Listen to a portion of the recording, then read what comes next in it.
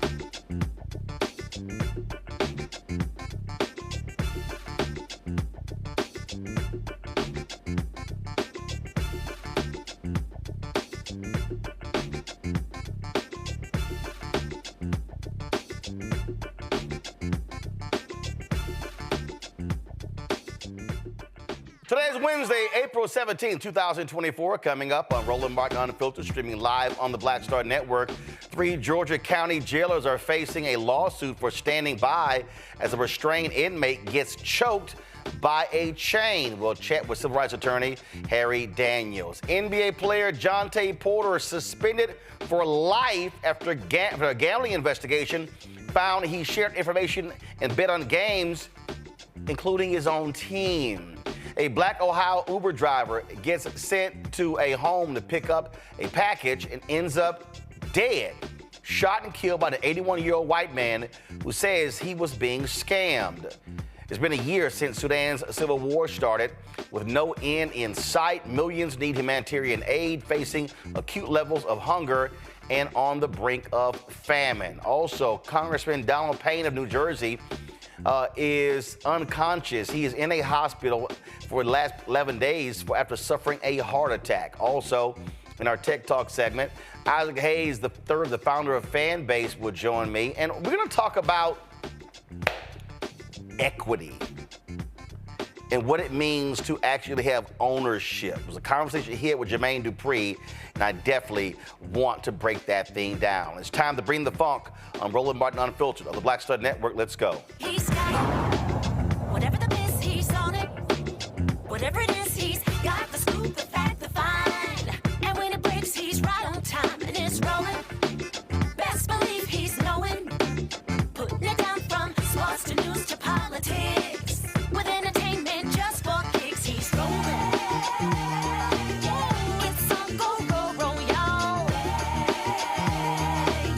It's Roland Martin, yeah. Rolling with Roland now.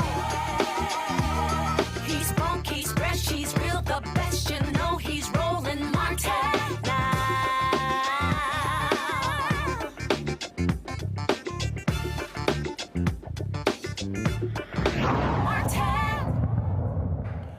3 Georgia County jail guards are being sued for allegedly standing by while one of their colleagues appeared to choke a restrained inmate. The lawsuit claims officers, these 3 officers, first of all, did nothing to stop 60-year-old, first of all, to stop the officer from choking 37-year-old Tremar Harris, who was restrained in a chair. Joining me now is civil rights attorney Harry Daniels. Harry, we're showing the video as we speak, what actually took place. So your client is sitting in this chair, and first of all, why was he restrained? Well, when he was restrained, they felt like he was acting out, and they wanted to restrain some purpose he was called. So it's called inside the jail. So essentially, they put him in a restraint chair, and I think he's supposed to be in a restraint chair. Okay, so he was restrained in the chair. Can you hear me, Roland? Yeah, I can hear you, Harry. And then all of a sudden, they come in and they start choking him with a chain? Yeah, they come in. At some point, he was able to free his right arm. Then you can see the camera. In situations, you have somebody watching. Actually, hold tight 1 second, Harry. Hold tight 1 second. Harry, hold tight 1 second. I know you're on a plane. Guys, do this here. His video is not working. So here's the piece. Get him on audio, and then we simply have him via audio. Let's do that. So this video is not working. Let's do him on FaceTime audio, and then we can chat with him. So again, I want us to roll the video from the top. Roll the video from the top. And so here you see this young man, Tremar Harris. So you see him there in the chair. There are 4 officers who are there. And then all of a sudden you see one of them putting a chain around his neck, and then he pulls on the chain.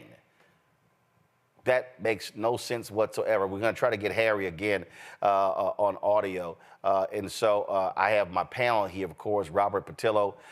He, of course, hosts People, Passion, Politics, News and Talk, 1380 WAOK out of Atlanta, who's also running for a judicial position there. Also, Rebecca Carruthers, Vice President, Fair Election Center, Washington, D.C., and Gavin Reynolds, contributor with The Root and former speechwriter for Vice President. Kamala Harris out of New Haven, Connecticut. We see numerous stories like this, Robert, where we have these jailers who do unconscionable things. In fact, the Department of Justice has put a number of wardens and jailers, put them in prison for their actions. And we have seen a lot of these stories out of Georgia. You're absolutely correct. And in that video, if you look very quickly at the beginning, the first jailer who turns around, you'll see a skull symbol with seems like a vertical American flag on the back of it. You see it right there, almost a Jason mask skull with the vertical American flag on there.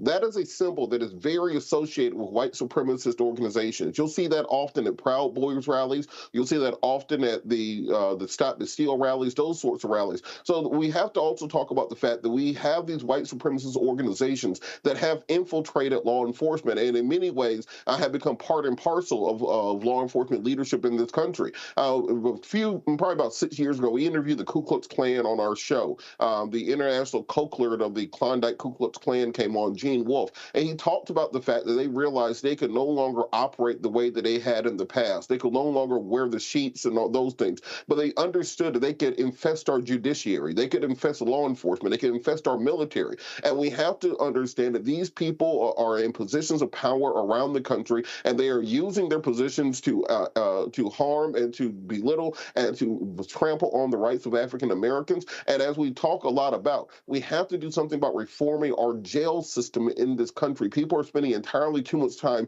behind bars before they are even convicted of crimes. People are spending entirely too much time waiting on trial, waiting on bond. And because of this, it gives these jailers the opportunity to violate the fundamental human rights that these people are involved in. I'm glad my friend Harry is on this case, and I'm glad we now have video cameras in many of these courthouses and jails and court and detention facilities around the country, because this has been happening for decades. It's only now that we have cameras that people actually believe the inmates when these things take place, and it's important that we provide justice for these individuals. You know, I'm going to pull this story up here, Rebecca. A story was announced just the other day that a federal prison in California is being closed, like literally shut down, because of sexual assaults of female inmates. And that tells you right there how shameful this is. That they have so many rapes that they're going to shut the prison down. And this prison is, let's see here. Let's see here. I think it's FCI Dublin. Again, I'm pulling this story up 1 second right here. Yeah, FCI Dublin. This has been notorious, and I'm trying to understand how do you not stop that? How do you, and that's on a federal level, and it's worse. You have worse actors on the state level, and again, DOJ has been, doing as much as they can, but where are these state legislators, these county commissioners who's supposed to oversee these jails? The criminal legal system in this country is complicit with human rights violations, full stop. We're seeing it whether it's our jail systems, whether it's our federal prison systems or our state prison systems. We're also seeing this extended to law enforcement. Oftentimes we hear a pushback that, oh, it's just a few bad apples. It is very apparent that these are systemic issues that must be addressed. And if the United States is unwilling to address these issues from coast to coast, then maybe we need to bring in international tribunals to help correct these human rights violations that are happening in this country. And also, it is disproportionately impacting people of color, specifically Black people in this country. And right now, we still have people who tell us that these are just one-offs, that these things aren't happening across the board. But every night on this show, we run stories about something that's happening with the criminal legal system and its detrimental impact on Black folks in this country. Gavin, this took place in Appleton County in Georgia. Go to my iPad, but this is what I'm talking about. This is from the Associated Press. The beleaguered Federal Bureau of Prisons said Monday it will close a women's prison in California known as the Rape Club, despite attempts to reform the troubled facility after an Associated Press investigation exposed rampant staff on inmate sexual abuse. Bureau of Prisons Director Colette Peters said in a statement to the AAP that the agency had, quote, taken unprecedented steps and provided a tremendous amount of resources to address culture, recruitment, and retention, aging infrastructure, and most critical, employee misconduct. Despite these steps and resources, we have determined that FCI Dublin is not meeting expected standards and that the best course of action is to close the facility. This decision is being made after ongoing evaluation of the effectiveness of those unprecedented steps and additional resources. Here's nowhere in the statement, we're going to ensure that any person who works at that prison does not get hired anywhere else. I mean, you can sit here and talk about all this sort of stuff. These are individuals who flat out believe, oh, we can sexually abuse women without any repercussion whatsoever. And I'm gonna tell you the best way, if you truly want to slow down or stop these things, and we said the same thing about cops, start putting their asses in prison. Start indicting and convicting them for sexual assault and rape and give them prison time. And then you say, anybody else here want to sexually assault a woman? We gonna indict your ass and we gonna convict your ass. To me, that's what you do. So many times, the people who are perpetrating these crimes against these incarcerated individuals, like Robert said, in many cases, who have not even yet had their day in court, they do what they do hiding behind the badge, hiding behind the law. And there's so much rot in the system that it's not even just, these wardens and people who work within the prisons, but it's also those who are elsewhere in the criminal legal system, such that in many cases you might try to prosecute those individuals, but because of the rot and the corruption elsewhere in the system, those efforts go in vain. And I appreciate you, Roland, and my other panelists for sort of expanding this out, because this goes so far beyond this one instance. And Robert is right. It's only because we thankfully have this on tape that we're actually, able to deal with the situation. But elsewhere in Georgia, this is not just happening in this county where this took place. You look at Metro Atlanta, I was reading 3 inmates have died in 5 days in Metro Atlanta jails. We have to talk about what's going on in our jails. And until we do, people in our jails and our prisons will continue to be assaulted, continue to be, just treated in absolutely reprehensible ways, and in some cases even losing their lives, when what they should be doing is getting their day in court, getting their fair shot at justice, which is too often denied. And so, I think oftentimes we tend to focus on private prisons and sort of other very clear and obvious villains in our criminal legal system, but we have to recognize that the rot. And I commend the Biden administration, who has announced that they're no longer going to renew any contracts with private prisons at the federal level. But that's such a small piece of the overall system. This rot is so pervasive, and so I hope in this case the judge who presides over this trial against those officers vindicates the individual who was victimized in this situation, and that, Roland, like you said, we take steps to make sure that the law enforcement officials who have sworn oaths to protect the people in these situations live up to their oath, and if they don't, we put them on the other side of the bars. Let's just be clear here, Rebecca. The problem that we have when it comes to jails and prisons, the public says, we don't care, they're animals. That's the problem. They start with the mindset that these people are incorrigible and they are animals, and so therefore they can be treated any way they want to. When we dehumanize people behind bars, this is what leads to this particular issue, because you have because it's now expected that those who are incarcerated are behaving like animals. But guess what? Those who are there to serve as guards within prisons, they are just as incarcerated as well. Like it's a mindset. They begin to act like animals, and that's what people have to understand. When you listen to a lot of advocates for criminal legal system reform, they will let you know that institutionalization happens to both sides. It happens to the inmates, and it happens to those who are guarding the inmates. And if we don't change the way we view people behind bars, then this issue is going to continue to happen. Because bottom line, we have to figure out, are we trying to punish people or are we trying to reform people? If we're trying to reform people, that means we have to keep them engaged as an active citizenry. If we try to treat them as animals, then that means we're throwing them away. And in this country, we're saying that, hey, we're not going to give you disproportionate, you're not going to be punished disproportionately to your crimes. So if someone is in prison for stealing cars, should they then be denied their humanity? And so that's the question that as Americans, we have to figure out, what is it that we want exactly in our criminal legal system? Because I would tell you, every other country in the world, they don't have these same problems that the United States has. They also aren't incarcerating people at the rates that the United States is. They also don't have the amount of crime happening in other countries as well. So there's something the United States is doing that is failing and is causing these human rights violations. Robert? And Roland, on that point, I want people to look up the Supreme Court case, Farmer v. Brennan from 1994.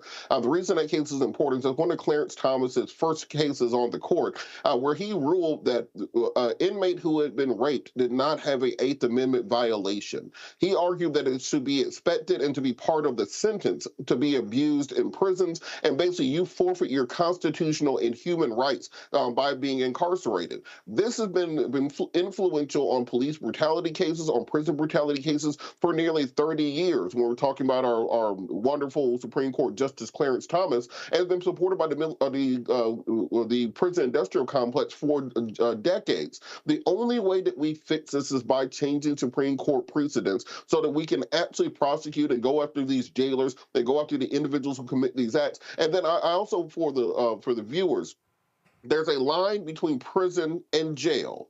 Prison is where you go after you've been convicted of a crime. Jail is where you are at while you are awaiting trial. When people are abused in the jails of America, those are not criminals. Those are not felons. Those are people who are awaiting trial. They are being punished in such a way that that often goes beyond the sentence. I've had people who have been locked up in the Fulton County Jail for 5, 6, 7 years awaiting trial. As was just mentioned, we've had over a dozen deaths in the Fulton County Jail in the last year and a half. Gwinnett County, just outside of Atlanta, has had over a dozen deaths in the last year or so for people awaiting trial. We had one person eaten by bed bugs to death. I had to go on the news in Iran and explain what happened to someone who was eaten by bed bugs in Fulton County Jail. This is because we have a criminal justice system that locks up poor people, and the people who don't have the same money as some of these celebrities that we see going to court every day, they stay in custody for sometimes a half decade or more, longer than the actual sentence would have been if they had been convicted of the crime, and then they are scarred and destroyed for life. It's like being abducted by aliens. Your car is gone, your apartment is gone, your credit score is destroyed, your utilities are turned off. Your life is ruined whether you are convicted or not, and if we do not reform the criminal justice system from the inside out, we can no longer call ourselves a first world democracy. We've start falling into the star chamber that you'll see during the medieval era, where we are no longer a nation of laws, we are a nation of anarchy, and that's what we're quickly hurtling towards. And given, bottom line is this here. When you talk about this issue, the only deterrence is these folks got to go. Back to my iPad. When the Bureau of Prisons announced this decision, just 10 days earlier, a federal judge announced a special master to oversee the prison. The Associated Press had an investigation that details decades-long mismanagement and abuse at the prison. Now, here's what's interesting. When you go down this particular, first of all, the prison is located 21 miles east of Oakland. If everybody who's watching and understand, this is separate from the case that Harry Daniels is talking about, but I'm putting them together because it speaks to the abuse of inmates. 605 inmates in this prison. You had some whistleblowers involved here who said how they were being sexually harassed, sexually assaulted, other types of abuse, medical treatment as well. But here's what's crazy to me right here. It says the women currently housed at the prison will be transferred to other facilities, and no employees will lose their jobs. I'm confused. If you can't fix the problem, if They're clearly are not listening. Why are they keeping their jobs? Now, what you had here was, you had in this same place, you had several people who were prosecuted. Since 2001, back to about 2021, 8 FCI Dublin employees have been charged with sexually abusing inmates. 5 have pleaded guilty. 2 were convicted at trial, including the former warden, Ray Garcia. Another case is pending. Okay, Gavin, this is where I'm confused. 8 decades of abuse, decades of mismanagement, and no employees will lose their jobs. So, what the hell? I think what this just shows us, what this illustrates, is that in this country, it's harder to fire and prosecute federal officials who can hide behind, their federal protections than it is to lock up poor Black people. We see that time and time again. And I want to go back to what Rebecca said, which I think was such an astute point about how this system that we've created in this country to lock up poor Black people has infested and taken over the minds of those who are working in those prisons. And it reminds me of a quote from Toni Morrison in her Nobel Prize winning book, Beloved. She was describing slavery, but she described slavery as a jungle that white folks had planted, that grew and that spread until it invaded the whites who themselves had made it, and it made them bloody and silly and worse than they ever wanted to be. And she said that the screaming baboon lived under their own white skin, and the red gums were their own. And we know that our current system of mass incarceration is but a continuation of slavery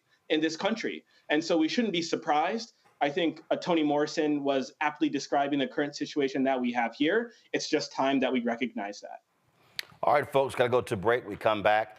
More on Roland Martin Unfiltered, including we'll talk about equity when it comes to having an ownership stake in companies, why that is important no matter what the industry is. Also on the show, an NBA player gets a life ban for betting on his own team.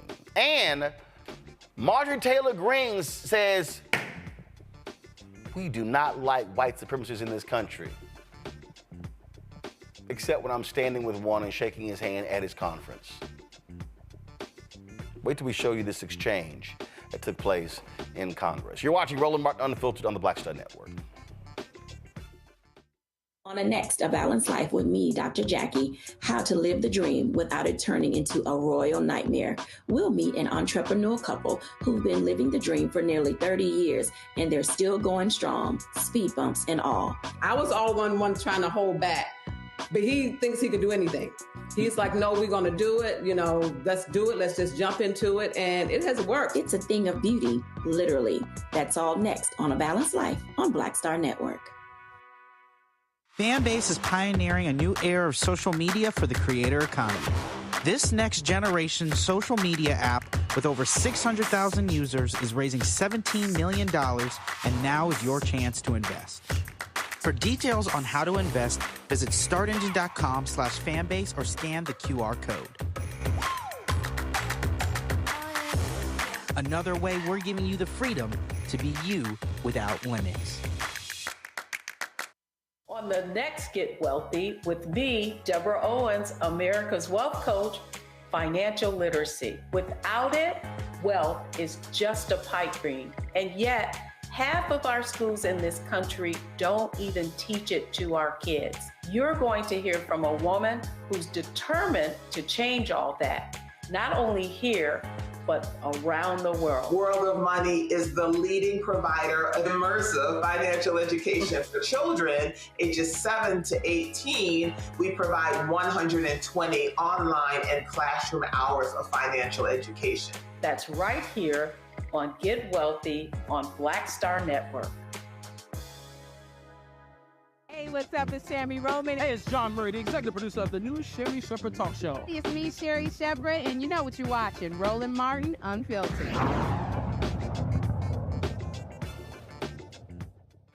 Talk about being an idiot. Toronto Raptors player Jontay Porter has been banned for life from the NBA for gambling. An NBA investigation found the 24-year-old disclosed confidential information to sports bettors wagering on games, and he even bet on the Raptors to lose. Porter's the second person to be banned by Commissioner Adam Silver for violating league rules. The first was the former owner of the LA Clippers, Donald Sterling, in 2014. Silver called Porter's actions blatant. Now, in their statement announcing this decision, they laid out exactly what went on. And what happened was that they discovered suspicious activity when someone bet on Porter's actions, meaning his ability to play in games. What ended up happening was he said that he was checking out of certain games because of injury, when in fact the bet was that he would not play in a certain amount of minutes in the game. So someone who, according to the NBA, that Porter told someone who he knew was a bettor of games what he was going to do, and that person bet $80,000 on Porter's essentially game in action. That's what caught the attention of folks in the NBA. Now, when you talk about this decision, this is the press release that they released. They said, it said another individual with whom Porter associated and he knew to be an NBA bettor subsequently placed an $80,000 parlay proposition bet with an online sportsbook to win $1.1 million, wagering that Porter would underperform in the March 20th game. The league's investigation also found that Porter limited his own participation to influence the outcome of one or more bets on his performance in at least one Raptors game. In March 20th game, Porter played only 3 minutes, claiming that he felt ill. Due to the unusual betting activity and actions of the player, the $80,000 proposition bet was frozen and was not paid out. Now, this is what's crazy, y'all. Okay, from January through March 24, while traveling with the Raptors or Raptors 905, the Raptors NBA G League affiliate, Porter placed at least 13 bets on NBA games using an associate's online betting account. These bets range in size from $15 to $22,000 for a total of $54,094. The total payouts from those bets was $76,059, resulting in net winnings of $21,965. None of the bets involved any game in which Porter played. 3 of the bets were multi-game parlay bets that included one Raptors game in which Porter bet at the Raptors would lose. All 3 bets lost. Now,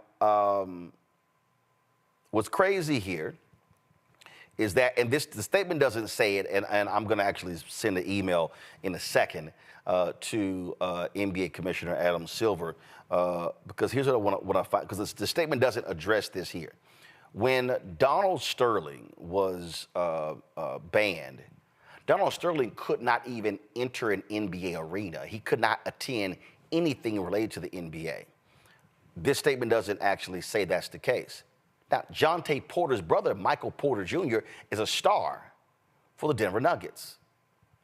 So, if the NBA moves forward with what they did against Donald Sterling, the reality is this here. If Jontay Porter's brother, Michael Porter, let's say, leads his team back to the NBA Finals and has a suite for the family, he can't even be in the building. He can't even be there as a part of a parade celebration. But here's what's crazy to me. You make it to the top of the top, the NBA, and you throw that away for $21,000. Now, he's going from the G League to the NBA back and forth, but dude, you're there. You're there. Now, we knew this was going to happen because you've always had various gambling scandals in sports. College basketball, you had an NBA ref, okay, who was involved in a gambling scandal. You also now have all of these leagues now that are accepting money from gamblers, I mean from all these different companies. ESPN, you read an ESPN story today, you can't even read the story without seeing ESPN bet.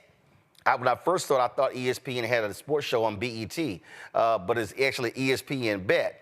And so you've had some NFL players have also been suspended for betting on NFL games and being involved. Gavin, his was interesting. I was talking to, and I cannot remember, I can't remember who I was talking to. It was a former NFL player who was telling me he could not get his kids interested in playing sports. And I wish I could remember who it was. And his wife said, why don't you take them out? But you know what he told me? He said, oh, now all of a sudden, his son is focused and intent on watching NFL every week because of betting. Because of betting. I talked to a father of a young athlete, high school, and all of his teammates now, they're betting left and right. Jontay Porter is not going to be the last. And I can guarantee, look, we saw this at, I think it was Iowa State. We see this already in the NCAA. Because sports gambling has now been expanded because of a Supreme Court decision, I'm telling folks right now, go ahead and mark it down. You're going to see more gambling scandals of players on the pro level, the collegiate level, and they're gonna, if they take any bets on the high school level, it's gonna happen there as well because of the proliferation of gambling. Gavin, you're on mute. It says my mic is on. There you go. Now you're on. Okay, weird. I don't know why. My bad. But Roland, no, I was just agreeing with you. I think it's so sad for Jontay. It's a player who had a long career ahead of him, like you said, kind of going between the G League and the actual NBA. So it's unclear, I guess, how his career would have progressed. But, it's the first player or coach to be banned permanently from the NBA since 1954. And I think just considering how much he stood to make in his career, you have to think, at least I wonder, does he have some sort of, gambling problem or gambling addiction? I have no idea. This is me just purely speculating. But we do know that as the leagues are moving to expand, right, their sports betting offerings with FanDuel and DraftKings and all these other companies and BetMGM and Caesars, that there are a lot of people who do struggle with gambling addictions. Now, again, I'm not sure if that's the case for Jontay, but I think we are seeing, right, that as the leagues are recognizing the revenue that they stand to make from sports betting, I think it's like, actually, when I was at the NFL, this is an issue I looked at really closely. As states have continued to legalize sports betting, we're seeing just these markets, just the floodgates completely open. But for the leagues, right, the way that they have to make sure that integrity is maintained is key, for them to continue making money. And so we are seeing the leagues crack down, whether it's players, whether it's league staff, whether it's coaches, general managers, you name it. I hope that this is a wake-up call for, other players who might be tempted to do this. But I also hope that at least it maybe sparks a conversation, because I think we are at an inflection point where, there's just so much more money to be made in this market that, we talk about some of the ugly underbellies that come with, sports betting, right? And I've even talked to people, who work in professional sports who, work for entities that stand to make a lot of money from sports betting, but who themselves are kind of split or, feel those qualms as to, we got to make sure we do this responsibly. And it's interesting because, there are some big holdout states that have yet to legalize sports betting. And for them, Texas, Georgia come to mind. A lot of it is on the sort of like ethical, grounds that they're not sure how they feel about legalizing something like sports betting and potentially opening the door to, many people getting hooked on sports betting. But the fact of the matter is, whether it's legal or whether it's illegal, you're still going to have people engage in this activity. And I think the argument in favor of the legalization of sports betting is that, if we legalize it, at least it's out in the open. We can regulate it. We can tax it. We can use some of that tax revenue to fund the, problem gambling treatment services that states are funding. So it's a really complicated, issue for sure. We're just going to have to get a grip on how we go forward, and certainly a very sad situation for Jontay. You got to be stupid as hell, Robert, to be 24 years old. You make it to the top of the top, and you throw it all away for a total of $21,000 in earnings, I can guarantee you that Jontay is not going to be in a position where he could potentially land a job earning him millions of dollars a year if he had continued to get better in the NBA. Well, you know, I blame the league on this because they're now talking. They had the All-Star game in Las Vegas. They had the in-season tournament in Las Vegas. As you said, there's a BetMGM, DraftKings, something banner on every square inch of the NBA playoffs and the play-in tournament, the mid-season tournament, and everything else. And it was easy to punish Jontay Porter because nobody knows who the hell he is. But let's say it's a different situation. Let's say that this was Steph Curry or Kevin Durant or Luka Doncic. Do you think the league really would have suspended them from life for this? No, they would not have. But first of all, but those players. No, I disagree. I'm telling you right now. Okay, the one way for your league to die is if people believe the outcome has already been determined. If Kyrie Irving or Luka Doncic or Draymond Green, if they were busted betting on games, they're gone. Look, Roland, remember there was a rumor that in the 90s, the reason Jordan retired the first time was because he had been betting on games. Nope. That's incorrect. No, that's incorrect. What was talked about was because of Michael Jordan's gambling off the court, because of his gambling on the golf course, because of his gambling in casinos, that was being talked about. Never was it ever discussed that Michael Jordan was gambling on games. Look, Roland, when you invite gambling into a league, when you invite gambling into sports, this is going to happen. You can look at Calvin Ridley when he played for the Falcons. You can look at any of these leagues. So these leagues are going to have to make a determination. Either you're going to be in bed with the gamblers, either you're going to be in bed with the numbers runners, etc., or you're not going to be so. If you're in league with them, then set rules for players where they can gamble on these games. It's just the reality of the situation. We can keep lying to ourselves and pretending that everybody in the league is making, a max contract. Jontay Porter can probably go to China and make more money than he ever was going to make in the G League. He can go to Turkey. He can go to the Euro League. He can go play in Puerto Rico with Boogie Cousins and Hassan Whiteside. There's other places to go if you're a mediocre player. But as long as the league is going to be in bed with these betting organizations, you're going to have these situations pop up, and they're either going to have to figure out how to deal with it, or they're going to have to get out of bed and forego those billions of dollars they're getting from these gambling companies. Look, I totally understand, Rebecca, the point about them being in bed with sports betting companies, but the reality is this here.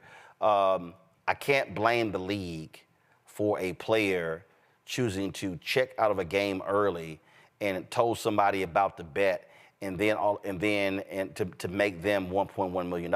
That's on the player. And here's the piece. The reason this is different is that when the Supreme Court gave its decision to allow for online betting, and it went outside of Atlantic City and outside of Las Vegas, that's when all of this changed. Now you got gambling all across the country, multiple states allowing online, because you get a lot of barriers that were there. But this is on the individual. Every player is told, do not bet on games. He literally bet on games for Toronto to lose. You're with the organization. Yeah, your ass got to go.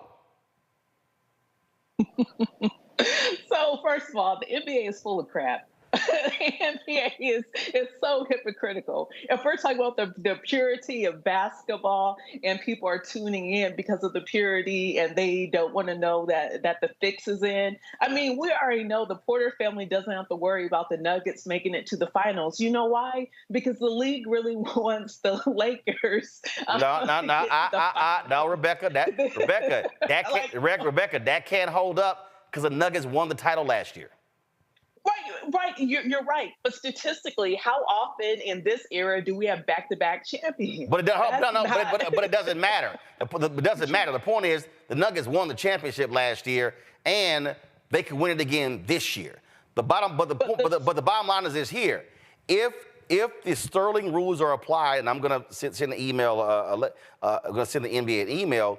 He literally can't be near any NBA type of event. And so what has happened here, he's totally screwed himself. And to Robert's point, don't think, yeah, you got Greece, you got Europe, you got all these other different places. I'm not sure if I'm any of those people. I want somebody on my team who has acknowledged betting for his own team to lose. I wouldn't be surprised if they all say, sorry, dude, you can't come play here. He screwed himself. He's going to go find him a regular-ass job. And it's so bad, he can't even get a job carrying his brother's bags because I doubt he'll be allowed into an arena. I hear you, but I'm also not going to get on here and always going to be pro NBA, because the bottom line is the NBA is making multi-millions of dollars with all of their multi-year contracts with 365Bet, with BetMGM, with DraftKings, and the other authorized, specifically the NBA authorized sport bettor operators. So I think it's very rich for the NBA to now say, oh, okay, so everyone else can bet on these games, but not our players. Yes, the NBA has had liquor sponsors, and the bottom line is, if you get charged with a DWI, your ass might get suspended. Look, look, I don't think that's analogous. Actually, it is. The reason why it's not analogous, because now we're talking about public safety and public health. No, wait a minute. We're talking. You're betting on a game. Your actions literally are determining whether the product that's on the court, whether you want a fan wants to be able to watch a game and go, I'm watching players play, let the best team win. Not a guy checked out of the game to help a bettor win $1.1 million. His ass got to go. And look, I get the NBA accepting sponsor money from betting companies, but a player, you cannot bet on the league. Everybody is told that. That's on him. Some level of personal responsibility has to be accepted. He screwed up. I'm not arguing that what Jontay did was smart. So let's be clear about that. What my argument is that I still find the NBA to be hypocritical because when you now allow for legalized sports betting to enter into your league and you go into these formal partnerships, you are also increasing the likelihood of your active players betting on the game. And so I don't think that the NBA has done enough to crack down on this and prevent this from happening. But I'll also say that the NBA is hypocritical in general. There's other issues in which the NBA is hypocritical, such as fining players if they test positive for marijuana in their system. When we know that THC is not a performance enhancing. Actually, hold up. The leagues have actually changed their policy on marijuana. That's changed. So that's not the same conversation that you had 5 years ago. So they've changed the policy when it comes to marijuana. You're right. I still think I know I'm right. I know I'm right. I know that. And I'm acknowledging that you're right. But what I will not do, I'm not about to get in here and act like the NBA is this perfect league. No, Rebecca, no, that's gaslighting. Nobody said the NBA is a perfect league. What we're talking about is a player who bet on not only games, who gave a bettor inside information about his health, who purposely checked out of games so he would not hit certain statistical numbers at the betting placed on. That's a whole different level of betting. That is literally determining the outcome. Okay, we can talk about the White Sox scandal of the 1919 Chicago White Sox, which they call the Black Sox because of that scandal. We can talk about Pete Rose. Look, we can talk about Pete Rose, and guess what? His ass still not in the Hall of Fame. Yeah. Bro, let's be for real. Jontay Porter ain't deciding no games. No. There ain't no game being decided about what Jontay Porter does and doesn't do. No. It doesn't matter. If you purposely say, hey, I'm ill, I can't play, and you basically told somebody, yo, drop a $80,000 bet that I'm not gonna score 8 points and I'm not gonna play 15 minutes in the game or 10 minutes in the game, and you purposely check out of the game, yeah, your ass gotta go. But Roland, would that bet have been possible? Look, what? Roland, let's say the hold on, Rebecca, say what? Would that bet have been possible if the NBA didn't authorize these platforms as official? Yes, that bet had nothing to do with the platforms. That's you placing. First of all, you can bet on anything these days. You in the Super Bowl, you can bet on who's going to get the first down. Is the kickoff? Are they going to return it? Or are they going to kneel it? You can bet on anything these days, and so that has nothing to do with sponsors. That has to do with somebody placing a bet on the actions in a game. And here's a player saying, "I am going to do something myself to create this in order for you to win." Let's just be real clear. Don't nobody place this is how dumb Jontay Porter is. Okay? This is how dumb he is. You tell your boy, go ahead and place an $80,000 bet that I'm not going to play 10 minutes. And your ass go in the game and check out after 3, I'm ill.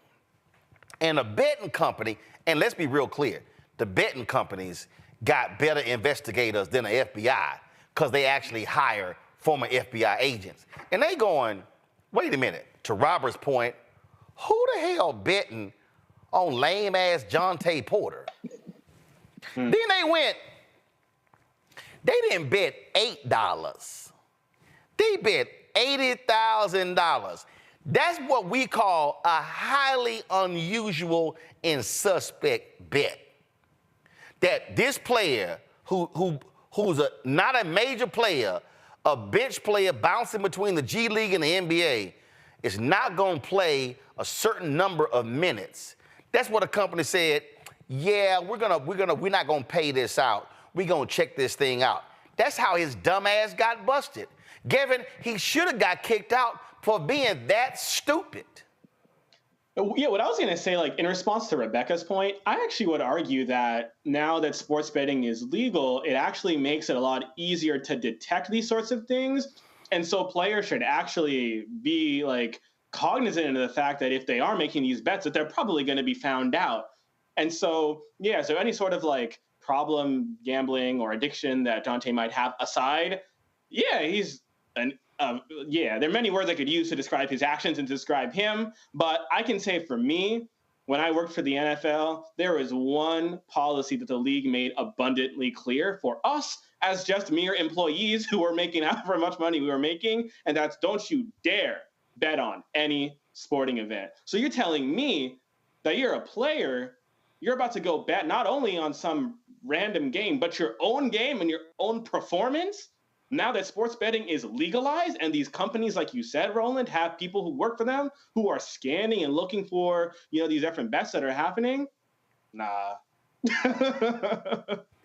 But Roland, one point that I do want to make is that part of my issue also with this is that gambling addiction is a medical condition. And the league has to treat it as such. It's not just he's making a bad decision. Your brain is rewired when you have a gambling addiction issue. You need medical treatment. And instead of suspending him for life, I'd rather the league had made an example of him by making him go to treatment, making him become reformed, and using him as an ambassador to other players and to the public writ large. Because while you're pumping these millions of dollars into advertising campaigns with Kevin Hart and The Rock and all these other entertainers and athletes to get people gambling more, you need to be doing something on the other side, not just a little token they put in, the little disclaimer at the end of the commercial saying, if you have an addiction problem, call this 1-800 number. Really investing in and using Jontay Porter as a mechanism to teach people about gambling addiction. Let's say that Jontay's brother, he has happened to see him fall down a flight of stairs right before the game against the Lakers on this weekend, and then he decides to gamble on that. How the hell would the NBA police that? You're diving down a rabbit hole that really doesn't have an end. Actually, trying to make these things go, try to get some treatment. Actually, you're not diving down a rabbit hole. The bottom line is, listen, anybody who understands the NBA, okay, when we talk about investigations, we talk about knowing who's doing what. I can tell you right now, I know for a fact that NBA and NFL security, They are better than the Secret Service. Oh, Roland, I mean, the head of player investigations is the former head of the ATF. And the point here, see, this ain't no, just, dude walking around chomping on a hot dog, barely hanging over his belt. No, they know when a player comes to a team like this here, we already know what your ass been doing. They know, their investigators are on point. Here's what the example is going to be. The example is going to be to any other NBA player. F around, you're going to find out. And what you're about to do, you mentioned Calvin Ridley.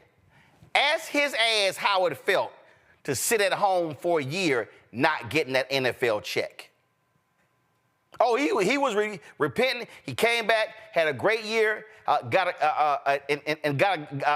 a big contract. But ask them other players. I'm telling you right now, NHL players, baseball players, NFL players, soccer players. Hey, I don't care who you are. Jontay Porter's name is going to, his picture is going to be like a poster like at the post office. It's going to be in every locker room. Act a fool, and your ass going to go right alongside Jontay Porter. And all I'm saying is to any athlete out there, in fact, if I pull up, that was a brother, his nickname was Headache. He played for Arizona State. It was a point shaving scandal. Headache, literally, he was out of Dallas. That brother, he could have played years in the NBA. But he took that money point shaving in college and never got there. And if you go to Netflix, you will see the special. To this day, he regrets that decision. He cost himself millions over a few $1,000s. This boy could have got $21,000 just going to a signing event with his brother. So he made a grown folk decision, and now he's 24 years old, and now he is out of the NBA. So Jontay, this one on you. All right, I gotta go to a break. We come back. We got lots we're gonna talk about, including why is it important to own equity? How critical is that? And why do we as black folk always go for the quick cash? Yep, we're gonna talk about that. Also, those racists with the Goon Squad of Mississippi, they trying to actually appeal their sentence. Good luck. You're watching Roland Martin Unfiltered on the Black Star Network. Support us in what we do. Join the Bring the Funk fan club. Our goal is to get 20,000 of our fans contributing on average $50 a year. That is $4.13 a month, 13 cents a day. You can do so by, again, sending a check to P.O. Box 57196, Washington, D.C., 20037-0196. Cash App, $RM Unfiltered. PayPal, R Martin Unfiltered. Venmo is RM Unfiltered. Zelle, Roland at RolandSMartin.com, Roland at RolandMartinUnfiltered.com. We'll be right back. I was just in my backyard. I was manifesting about life. I said, I would love to come back because it was a great time, and these kids need that right now. They need that male role model in the schools, I think. Even on TV. Because people are scared to go into the high schools. The high school, you know what I mean? I would love to bring it back, and I think we can bring it back. What do you think? I think we'll ask the people. I want to ask your people. We'll do a poll. Y'all want to hang him, Mr. Cooper? Yeah, I say, let's go. We all look good. Holly looked good. Raven looked the same. Marquise, Don Lewis. It'd be funny to have the bullshit you see out there on TV now. God damn. What the fuck? What happened to TV? Damn. It's some. I'm like, oh my God.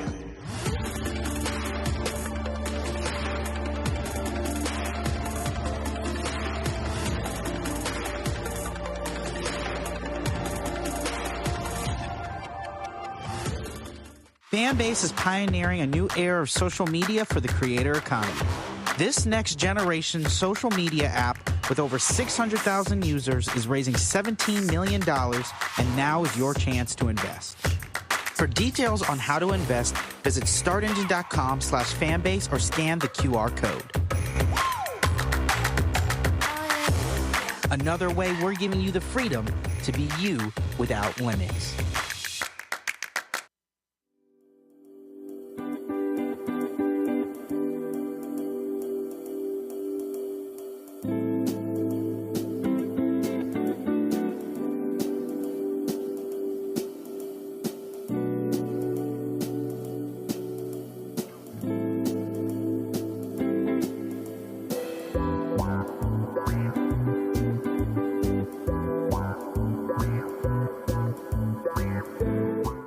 What's up, Geek Tony in the place to be. Got Kicked Out Your Mama's University, creator and executive producer of Fat Tuesdays, an air hip-hop comedy. But right now, I'm rolling with Roland Martin, unfiltered, uncut, unplugged, and undamn believable. You hear me?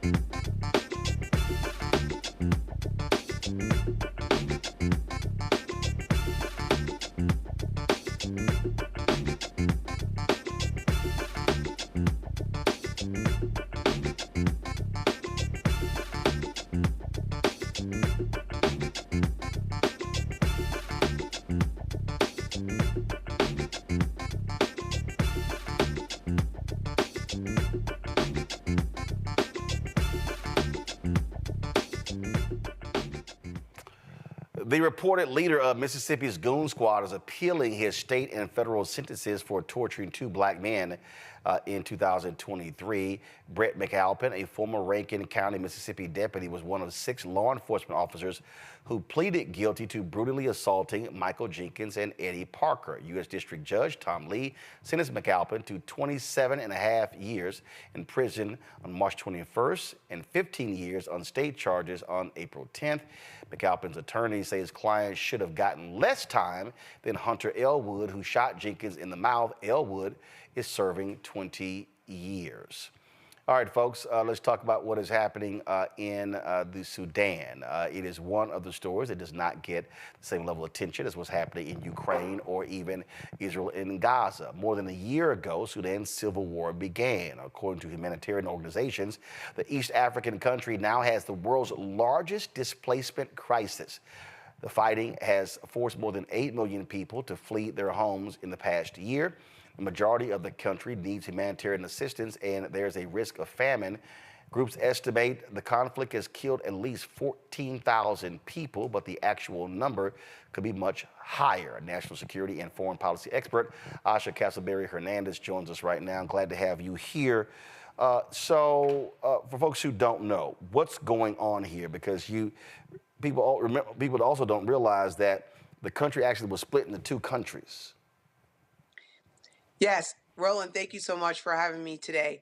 Yes, it was split between 2 countries. In fact, that development was actually historic to me because I was actually at the United Nations when that happened, working at the Security Council under the Obama administration, representing the U.S. mission to the United Nations.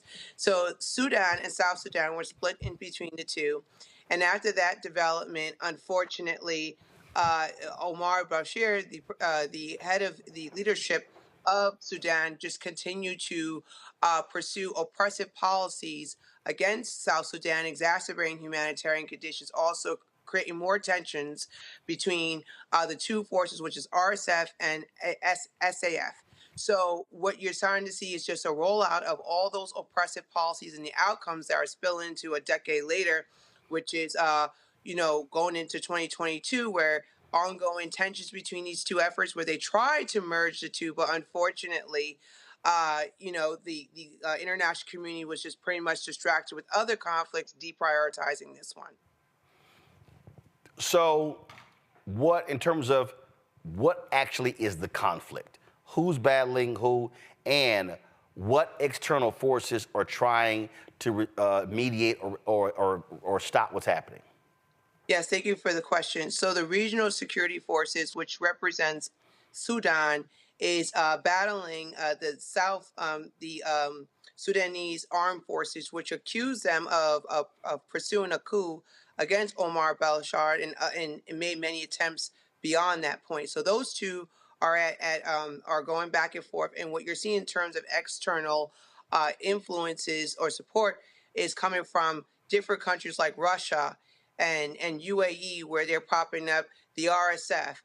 The United States even tried to work very closely with the two to call on some sort of ceasefire in terms of the fighting, like you had in April 2023, where Secretary of State Anthony Blinken came in and spoke with the RSF leadership to call off the fighting. But unfortunately, that those negotiations continue, but again, it lost attention by October 23 because we know what happened in October 2023, which was the Israel-Hamas conflict. Questions from the panel. Gavin, you're first. Asha, thank you very much for joining us and for shedding light on the situation. I think it's really sad that you alluded to it. I mean, I think the mainstream media has largely ignored this conflict, even going back before October, I feel like. So thank you for being here to educate all of us. And Roland, thank you for making sure we talk about this issue. So Asha, I think my question for you is, I think reflexively, we see a situation like this playing out and, I think rightfully wonder what the U.S., what other countries can do for the people who are in this situation, whether that's aid or sort of other assistance. However, at the same time, we know that oftentimes the way the West sort of approaches aid and humanitarian relief can often be kind of problematic. And so I'm just wondering if you have any thoughts that you can share with us about how you see the role of the United States and other Western nations in supporting folks in this situation and similar ones. Yes, well, if you look at the recent comments from United Nations Secretary General Antonio Guterres, he is saying that there's a lack of funding towards the humanitarian efforts in Sudan. So we need more funding. Unfortunately, the reality is that there might be a balance and act issue here where we put more funding into Ukraine, more funding into the Israel-Hamas conflict, and now you have this situation in Sudan. So, but they did just host a donors conference calling on for more aid, and then you have other middle powers like the Saudi Arabia trying to step up their game in providing assistance. The French trying to mediate in this situation too as well. But I believe that there has been a lack of attention in terms of providing more humanitarian assistance because there's so much attention with regards to Ukraine and the Israel-Hamas conflict. Rebecca, if I could follow up. I'm really sorry. quick, Go ahead. Yeah, quick follow-up question on that, Asha. So I remember hearing from another expert on the region talk about how, in many cases, unfortunately, like aid that gets sent to African nations can sometimes not actually reach the people who need it most. The aid might go toward United States-based, contractors who then sort of go into the region and kind of can spend the money as they see fit. So I guess I'm wondering if you could sort of help me understand and perhaps help, the listeners understand when we talk about aid, like what is really the flow, right, of resources and how can we make sure that that aid actually goes to the people in the places that need it most? Yes. Well, we first need to reach out to those organizations that are not involved in any corruption and that it makes it to them and to the people. Unfortunately, the African continent has been known for corrupt activities, and one of them is mismanaging money and and as a result of that money not reach it to the people. So one way to get around it is providing more money to the NGOs, the NGO community that has direct access to the people, also to international organizations that can funnel that money directly to the people. And it needs accountability. But unfortunately, when the funding goes from there to actual government, it's a hit or miss if the people get it. And unfortunately, there's just a long history of it not reaching to the people because of corruption. Thank you. Rebecca. Aside from giving humanitarian aid, what role can the U.S. play in stopping the ethnic cleansing? Yes, I think the United States needs to go back to what they were doing in April 2023, where they actually deployed their top leadership to work very closely with the RSF as well as the ASF to reach some sort of mediation. If the United States cannot or no longer play that part, they have to find a influencer in the regional community, in the international community, to play a part. Like, for instance, the Saudi Arabia could be a possibility. Also, if it's the French, that could be another possibility. But if the United States cannot do it, we need another regional influencer or strong international actor to help reach some sort of mediation as soon as possible. Robert? I've heard from many international observers this conceptualization of Africa fatigue. That if you talk about the genocide currently going on in the eastern part of the Congo, the subjugation of gay rights in Uganda, Somalia attempting to split into two nations, Ethiopia threatening to annex Eritrea, and still the remnants of the Tigray rebellion, Egypt threatening to bomb the Millennial Dam over river water rights on the Nile River, the situation in Sudan perhaps splitting again into two nations, Libya on the verge of splitting the two nations, while also dealing with the damage of the dam breach which killed 20,000 people. The Sahel region, where you have the kicking out of the CFA Franc and the forming of the CFA Confederation, and narrowly averting a war between the Sahel nations and ECOWAS. How can you talk to Western observers and Western people, particularly in the U.S., about why they should not get tired and quote unquote fatigued with dealing with issues on the African continent? Oh, that's a really great question.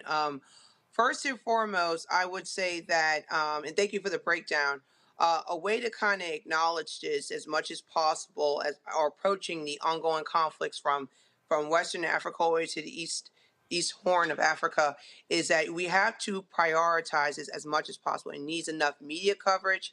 I think the House Committee on Foreign Affairs does a really good job in bringing more attention to it at times. And as far as being overwhelmed with it, I think that in order to overcome that perception, we have to have some sort of pride in the future of Africa and how that directly impacts us at home. And if we don't have that pride, we're going to lose out on really keeping the finger on the pulse and just easily be overwhelmed with the issues involving the African continent. Like, for instance, if you see what's going on in Haiti, there's a lot of tension right now where we are saying not only should we provide continuous funding to Ukraine as well as Israel, Hamas issue, we should also make sure we fund Haiti. And we have to treat the African continent with regards to their issues the same way, where you see on national media that it's important to provide more funding to humanitarian assistance. A perfect example of that is during the Bush administration, where President Bush gave money to Darfur conflict. And they said, "Why did you do that, President Bush?" He said, "Because I kept seeing it on TV, the depictions, and I was just horrified about that, and that impacted me." So we need more coverage when it comes to the covering the conflicts in Africa. And just a brief follow-up really quickly. What impact do you think the Chinese investment in Africa should have? We've seen in the last decade through the Chinese Belt and Road Initiative, the New Silk Road, building ports around Africa, building parliament buildings, airports, etc., creating this system where they will have access to the rare earth elements and the resources of the future through these debt traps that are happening internationally. For American audiences, can you explain the importance of this geopolitical battle between the United States for hegemonic control over the African continent, particularly them having the youngest population on Earth? The second half of this century will be the African century, the average population being 19 years old on the continent. Oh, I love the question. In fact, I forgot to mention that as the role of the PRC or the Chinese in the continent. The PRC has been able to use their Belt and Road Initiative as a way to leverage political affairs over these different countries in Africa. And in fact, as a first order, second order effect, United States has been their influence towards these different conflicts has been undermined because of the fact that Chinese has been effectively been able to place their strategic political interests over the African countries because of the investments coming from the BRI. Now, what we're seeing, not only you said, okay, you have these high interest rate diplomacy debt traps, we're also seeing the quality of the BRI has significantly deteriorated in many ways to where some of the African countries are getting sick and tired of BRI projects. A good case analysis of that is right now in Kenya, where they first started their BRI. You're seeing the issues involving environmental effects, where it's hurting the local environment. So that is very significant to know, because again, the PRC has been able to leverage the BRI over these countries where they have more influence when it comes to the political decision making when these conflicts break out. And you will see where some of the leadership in these African countries will even go to the PRC before the United States for advice on how do I move forward with this conflict or this issue I'm having in my own country.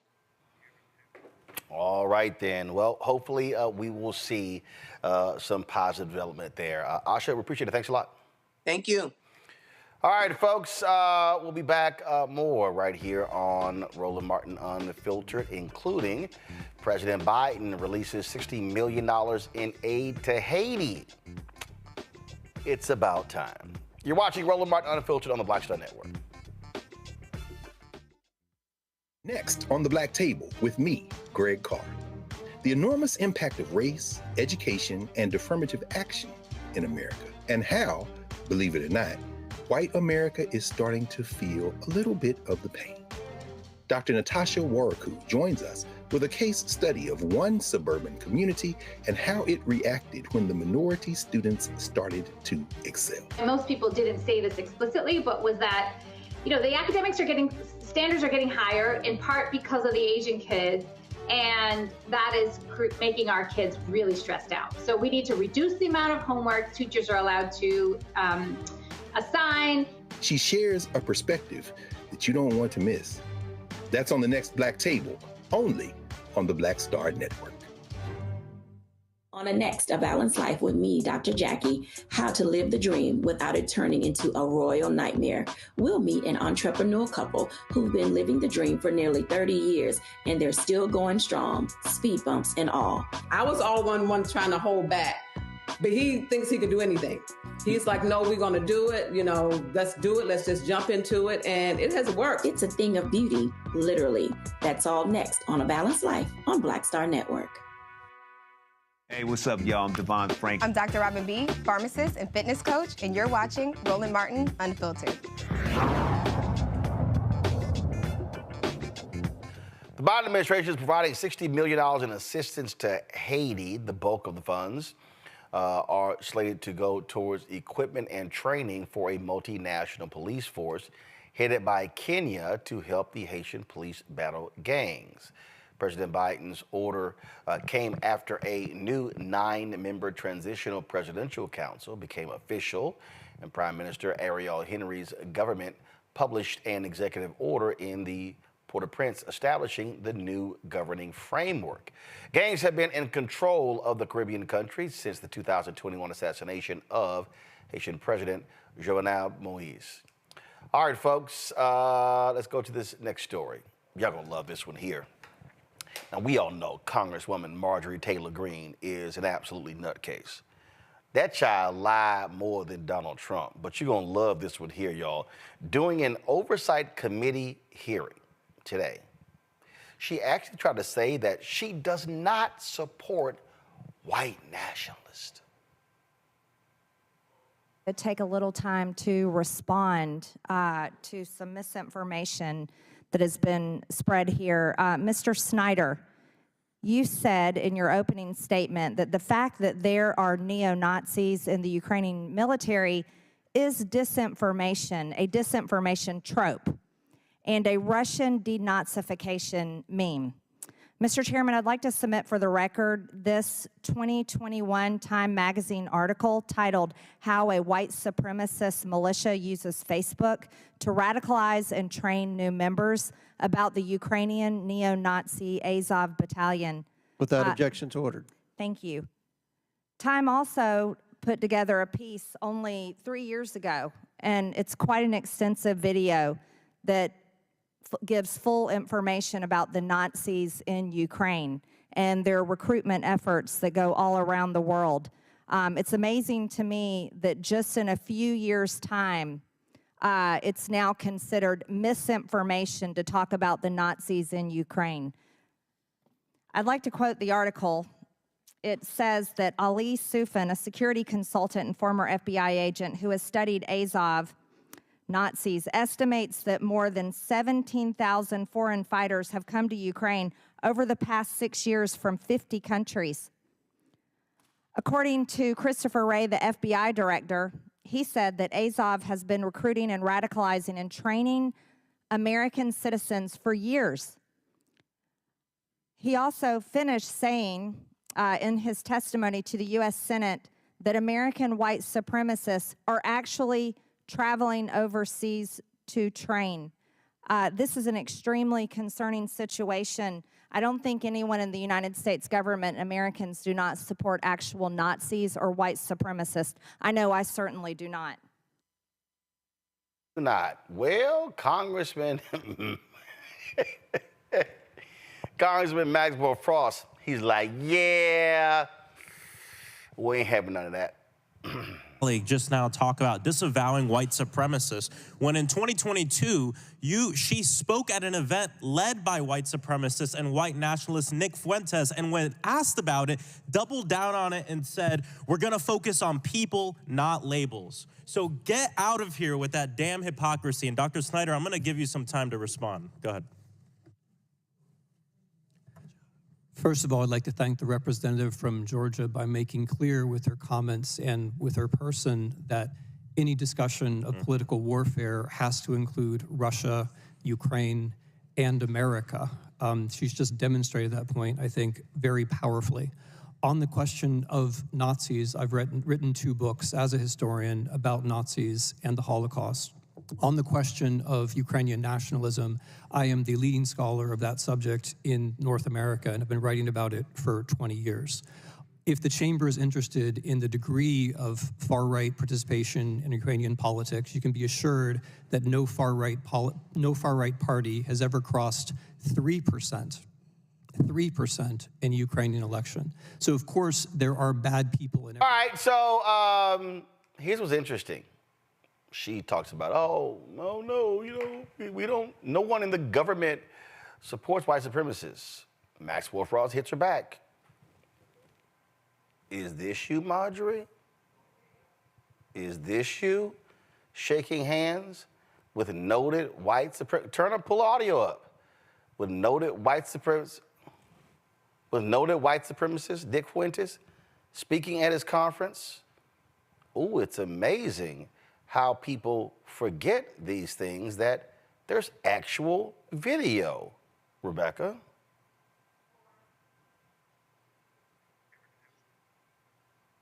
Rebecca? You know, here's the thing. Of course, she doesn't consider, she doesn't use the label Nazism or white supremacy, because then she will be talking about herself. I mean, for her, that language is everyday language. That's just a regular Sunday afternoon for her.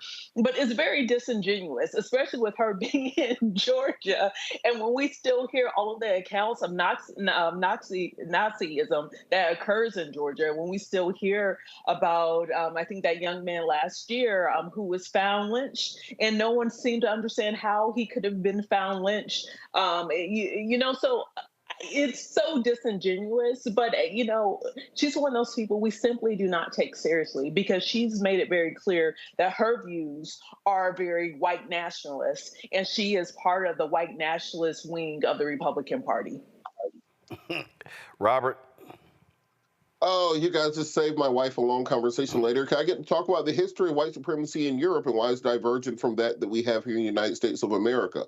So if you look at what's going on in the Ukraine currently, you're looking at the historical conflict between Kiev and the Rus people. Rus being Russian, Kiev as in Kiev, the capital of the Ukraine. Now, many people in this quote-unquote Azov battalions claim that they are the descendants of the original Slavic peoples of Kiev, but that someone like Putin is descendant of a mixture of Europeans, but also Hunnic people who are the descendants of the Golden Horde and other Asian groups that occupied the eastern part of Europe for centuries and that they paid tribute to. If you look at Putin and squint your eyes a little bit, he looks kind of Asian. oval head, short-statured, built more like a Mongol than a tall Ukrainian would be. So the Azov battalion and those neo-Nazis aren't the type of neo-Nazis that we have here in the United States. They talk about the purity of European blood, and it's on even such as Putin is not white enough for them. This is why they go after those groups, because they don't have black people clearly to subjugate. Marjorie Taylor Greene, having literally no knowledge of European or world history, doesn't understand that when she talks about immigrants are poisoning the blood of America, she's saying the exact same thing that the Azov battalion is saying about the Hunnic blood of someone like Vladimir Putin. She doesn't understand when she talks about the need for Western civilization to stand against the barbarians invading us, as she talks about, as she said at the Republican National Convention. She's saying the exact same thing as the Azov battalion is saying about keeping the last bits of European heritage pure to Europe and separated from the Mongol and mixed blood of Russians. So she, in every action, espouses and supports the conceptualizations around the same people that she's claiming to be against. And this is why our kids need to stay in school, and we need to invest more money in that and less money in bombs internationally, because you end up with almost fact-free, idiotic conversations such as this. And rally, Gavin, there's a number of Republicans in the House conference who love them some white supremacists. Definitely. It's very hard to follow Robert and that history lesson he just gave us. I'll start by talking first about Marjorie Taylor Greene. As a Georgian, she is a utter disgrace and embarrassment to our state. And in my opinion, she should not be a member of Congress. I'm very proud of my state for helping to elect Raphael Warnock and John Ossoff and Joe Biden. But I'm very disappointed that we also sent someone like Marjorie Taylor Greene to Congress. If Donald Trump is our nation's gaslighter in chief, Marjorie Taylor Greene is the commander of the Georgia Battalion. She is completely unserious. Just today, we saw the articles of impeachment against Alejandro Mayorkas, the Secretary of Homeland Security, a process initiated by Marjorie Taylor Greene, rejected immediately in the Senate. We know Donald Trump, her leader, tanked the border deal that President Biden was prepared to sign, and again, showing how unserious she and all her cronies are. Lest we forget her comments on space lasers, her comments directed toward Congressman Jamal Bowman. Who No, Jewish space lasers. Oh, true. Excuse me. Jewish space lasers. Absolutely, Roland. Thank you for letting me not get off the hook with that. Or her comments in regards to Congressman Jamal Bowman, whom she called aggressive. And when we all called her out about it, she said that calling her a white supremacist was, get this, equivalent to calling a person of color the N-word. Lest we forget when she referred to Congresswomen Tlaib and Omar as not official members of Congress because they didn't take their oath of office on a Bible. Never mind the fact that she also told them that they should go back to the Middle East while Congresswoman Tlaib was born in Detroit. I could go on, but the danger here is that we cannot normalize this kind of behavior. We cannot normalize these kinds of comments. I saw a poll the other day that showed that Americans' attitudes towards Donald Trump since the time he left office have not gotten worse, they've gotten better. What does that mean? It's that collectively, as a society, we've started to forget the very dangerous and detrimental rhetoric and policies that Donald Trump not only advocated for during his first term, but is hoping to bring back in a second term. He's told us this. He's told us the kinds of things that he wants to do. He's told us that he wants to round up immigrants who are here, who he believes are poisoning the blood, especially those from shithole countries. We know that his Department of Justice in a second term is getting ready to crack down on racism, but guess what? Racism against white people, all building on his work in the first term of not investigating and not prosecuting civil rights violations and hate crimes. So I think it's very dangerous that as a society, we've started to not sour to Donald Trump, but actually to sweeten up to him. And I think the consequences of that could be grave. And so I really just want to convey that we cannot normalize, we cannot accept this kind of behavior from Donald Trump or Marjorie Taylor Greene, because our community will suffer even more than it already has. So. Well, folks got to understand, when you don't vote, this is what happens all of the time. All right, got to go to break. When we come back, More on Roland Martin Unfiltered, including Democrats basically doing this to Republicans wanting to impeach the head of Homeland Security. Move along, move along. We'll discuss that next right here on the Black Star Network.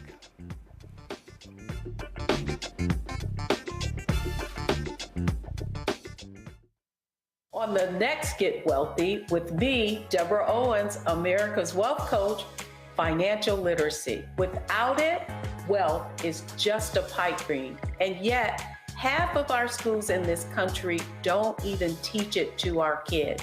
You're going to hear from a woman who's determined to change all that, not only here, but around the world. World of Money is the leading provider of immersive financial education for children ages 7 to 18. We provide 120 online and classroom hours of financial education. That's right here on Get Wealthy on Black Star Network. On the next A Balanced Life with me, Dr. Jackie, how to live the dream without it turning into a royal nightmare. We'll meet an entrepreneurial couple who've been living the dream for nearly 30 years, and they're still going strong, speed bumps and all. I was all one trying to hold back, but he thinks he can do anything. He's like, no, we're going to do it. You know, let's do it. Let's just jump into it. And it has worked. It's a thing of beauty, literally. That's all next on A Balanced Life on Black Star Network. Fanbase is pioneering a new era of social media for the creator economy. This next generation social media app with over 600,000 users is raising $17 million, and now is your chance to invest. For details on how to invest, visit startengine.com/fanbase or scan the QR code. Another way we're giving you the freedom to be you without limits. Hello, we're the Critter Fixers. I'm Dr. Bernard Hodges. And I'm Dr. Terrence Ferguson. And you're tuned in to Roland Martin Unfiltered.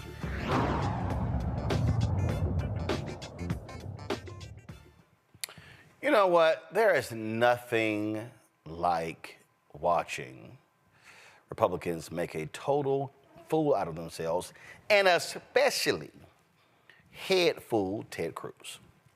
So the House, they voted to impeach Alejandro Mayorkas, who is the head of Homeland Security, claiming that he has committed high crimes and misdemeanors because of the invasion of America by these illegal immigrants. Well, Democrats are like, yeah, all right. So they walked over the impeachment stuff today, and so the trial began today.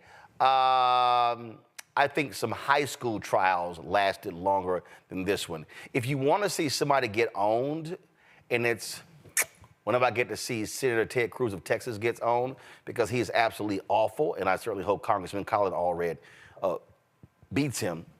Watch this today on the floor of the Senate. A quorum is present. The Senate is considering the point of order presented by the Majority Leader. President. Senator from Texas. Madam President, I rise to make a motion. The Majority Leader has argued that Secretary Mayorkas' defiance of federal immigration law and active aiding and abetting of the worst criminal invasion in our nation's history does not constitute a high crime or misdemeanor. He has presented no argument on that question. He has presented no briefing on that question, and the position is directly contrary to the Constitution, to the original understanding of the Constitution at the time it was ratified, and to the explicit position of the Biden Department of Justice as argued before the Supreme Court of the United States. The Majority Leader's position is asking members of this Senate to vote on political expediency to avoid listening to arguments. The only rational way to resolve this question is actually to debate it, to consider the Constitution and consider the law.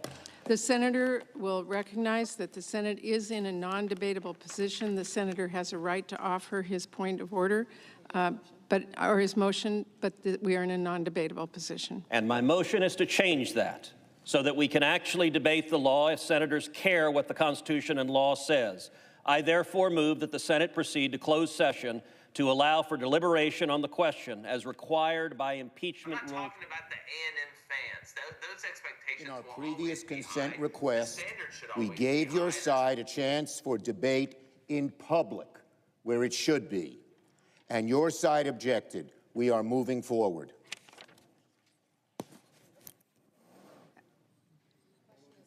The question is on the motion. Ask for the yeas and nays. Is there a sufficient second? There is a sufficient second. The clerk will call the roll. A quorum is present. The Senate is considering the point of order presented by the majority. By Ted. That's how you do it, Robert, because what you're dealing with is a whole bunch of fools. And so Schumer had to say, you're a liar, so let me go ahead and just smack you. Well, just so for the viewers who may not watch Senate hearings from the time they were in middle school like I did, what was going on there is Ted Cruz tried to make a motion to open debate to allow senators essentially to grandstand and give speeches about why Mayorkas should be impeached. It's not to present evidence or to change decisions, any of those things. Ted Cruz just wanted a soundbite that he could play on Fox News later for fundraising purposes. As you said, he's in a tight race with Colin Allred.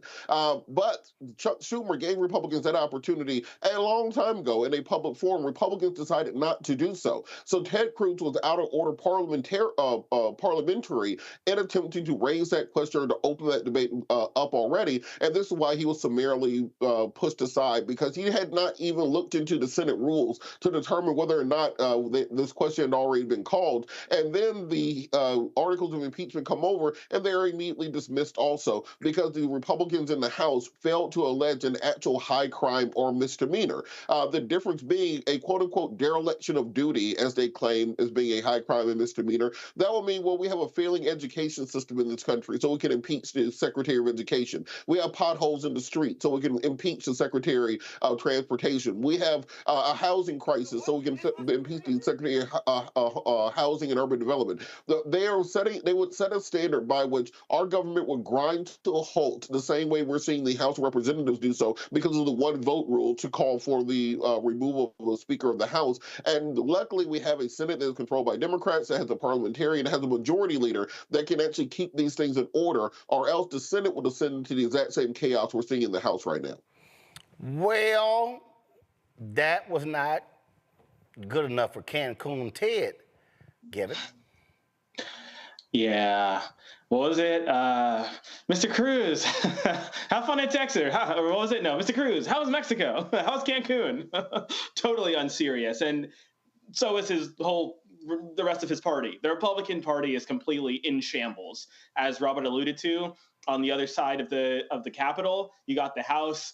They can pass absolutely nothing. They are led by an totally inept speaker who somehow, sort of rose his way up through the Louisiana state legislature, running unopposed cycle after cycle, and made it to Congress. And by, luck and good fortune for him, his party ousted Kevin McCarthy, and somehow this man we'd never heard of came to save the day. And look how it's turned out for him so far. He's on the verge of, another vote of no confidence. His colleagues can do absolutely nothing. You look at the rest of his party, they are currently led by a man who is facing 91 criminal indictments. He's sitting in a courtroom apparently trying to take a nap, poor thing. But there's other stuff going on that he should probably pay attention to in that courtroom.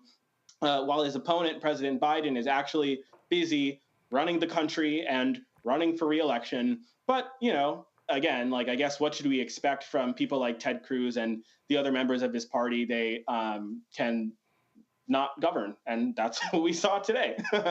Yep, Rafael Cruz sucks as usual, but I dare say probably the best back and forth. We showed you Maxwell Frost and Marjorie Taylor Greene. We showed you this here. I think that one between Jamie Raskin and James Comer was pretty intense. Press play. What business are they? I don't know what business were they in. What business are they?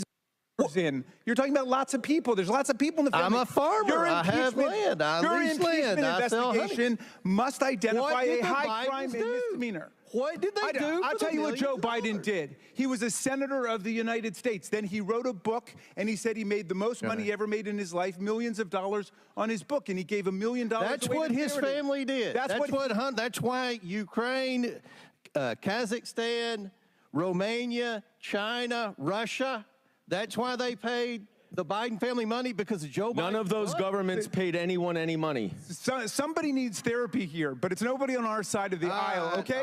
Because enough. No, Back to the honestly, China hearing. Back to the China you hearing. had your chance. Order. I would like my time restored. Well, no, your time was I would expired. like no, you interrupted me. I want my time you restored. had your time. You went above, and I let Miss Thornton go a minute. You know what? Here, sit down, everybody. Come back. This is about China. We asked a simple question. No, Ms. Presley, you're out of order. Sit down. Mr. Chairman. Mr. Chairman. No. Mr. Chairman. I don't know what who you're business talking were they about. in. Rebecca, here's the whole deal. James Comer, you are an idiot. You ain't got the goods. You ain't got them. And that's why when Moskowitz said, okay, since y'all got the goods, he said, I will move to impeach Joe Biden. He didn't even get a second because they ain't got it. I mean, he's like Elmer Fudd in that clip. Like, these are very unserious. We talking about China. What you talking about? We talking about China. Why did the Biden family do that? Why did they do that? I mean, it's Elmer Can somebody Fudd. pass me some crawfish? Why did they do that? We talking about China. Now what the hell we talking about up here? You out of order. And then he told Ayanna Pressley to sit down. I wish he would try to tell me to sit down. You can't make me sit down. You know, these people are completely unserious. Even like the rodeo clown that is Ted Cruz, also unserious. I mean, these are people without principles. Even with Ted Cruz, Donald Trump literally talked about his wife like a dog. And then he turned around and endorsed Trump, and then stumped for Trump to get Trump elected. So if he isn't able, if he's unwilling to protect his own wife, to protect his own family, then he certainly is not willing to protect the interests of the people in the state of Texas. And guess what? If you're in Texas, you get to send Ted Cruz to Cancun on vacation permanently, because in November 2024, he's up for re-election. And guess what this means? This is a statewide race. There's no gerrymandered districts. So if enough people turn out to vote, they could vote Ted Cruz out of the Senate, because just like Marjorie Taylor Greene, he's insufferable. These aren't serious people. And so I'm hoping that in this election cycle that Americans actually elect serious people to do the business of the country. There's so many things that are happening in the international space, and there's so many things that are happening domestically. And we actually need people who are going to Congress to actually try to pass bills into laws, because we have a lot of work that needs to be done. And election day is again November 5th. Roland, can I say one thing? Yeah, Gavin, go ahead. I know we're up here like joking, and it's really funny, but like the consequences are really grave.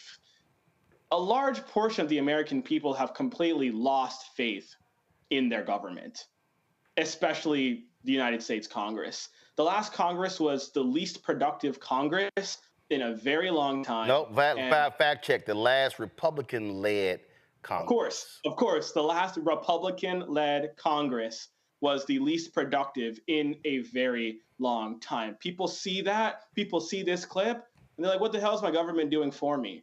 They check completely out of the government process. These lies that, Marjorie Taylor Greene and others are spewing, Donald Trump. In fact, 34%, I believe, of Republicans believe that the FBI orchestrated January 6th. Just let that sit in. 34% of Republicans believe that the FBI, the Federal Bureau of Investigation, the United States government, orchestrated January 6th.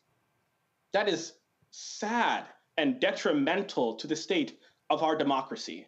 So again, I know it's, we make fun of Ted Cruz and all of that because they're totally unserious, but I couldn't help but just, it really is really, the consequences are grave because children are watching their leaders, if you can call James Comer, Marjorie Taylor Greene, and Ted Cruz leaders, but they're watching what's playing out, and there will be lasting consequences in terms of the trust and the faith that these people have in their government and whether or not they will engage in any sort of election ever.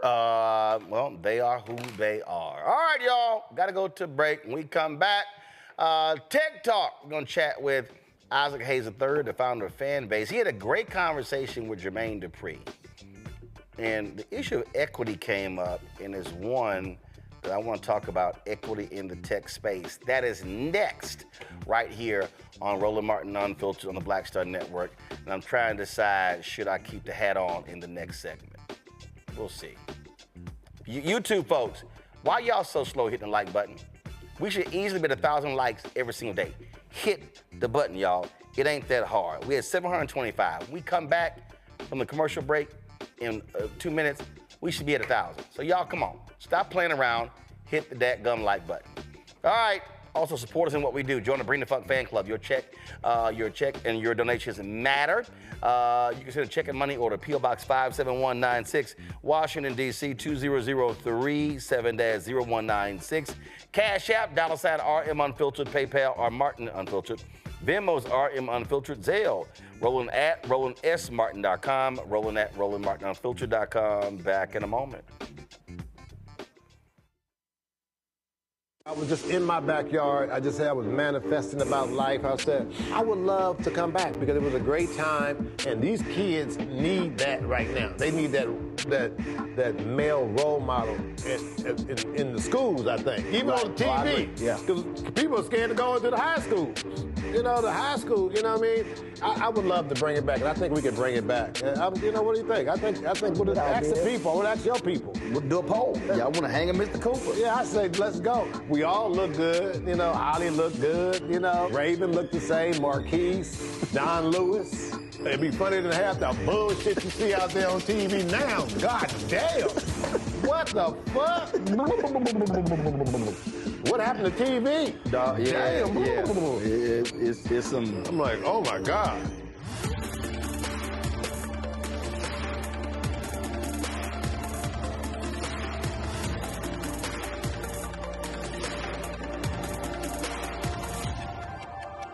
The next, A Balanced Life with me, Dr. Jackie, how to live the dream without it turning into a royal nightmare.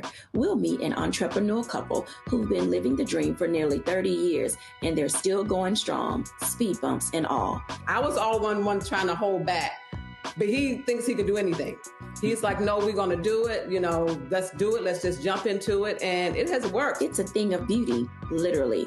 That's all next on A Balanced Life on Black Star Network. Fanbase is pioneering a new era of social media for the creator economy. This next generation social media app with over 600,000 users is raising $17 million, and now is your chance to invest. For details on how to invest, visit startengine.com/fanbase or scan the QR code. Another way we're giving you the freedom to be you without limits. I'm Faraji Muhammad, live from LA. And this is The Culture. The Culture is a two-way conversation. You and me. We talk about the stories, politics, the good, the bad, and the downright ugly. So join our community every day at 3 p.m. Eastern and let your voice be heard. Hey, we're all in this together. So let's talk about it and see what kind of trouble we can get into. It's The Culture. Weekdays at 3, only on the Black Star Network. Hello, I'm Paula J. Parker. Trudy Proud on the Proud Family. I am Tommy Davidson. I play Oscar on Proud Family, Louder and Proud. Hi, I'm Jo Marie Payton, voice of Sugar Mama on Disney's Louder and Prouder, Disney Plus. And I'm with Roland Martin on Unfiltered.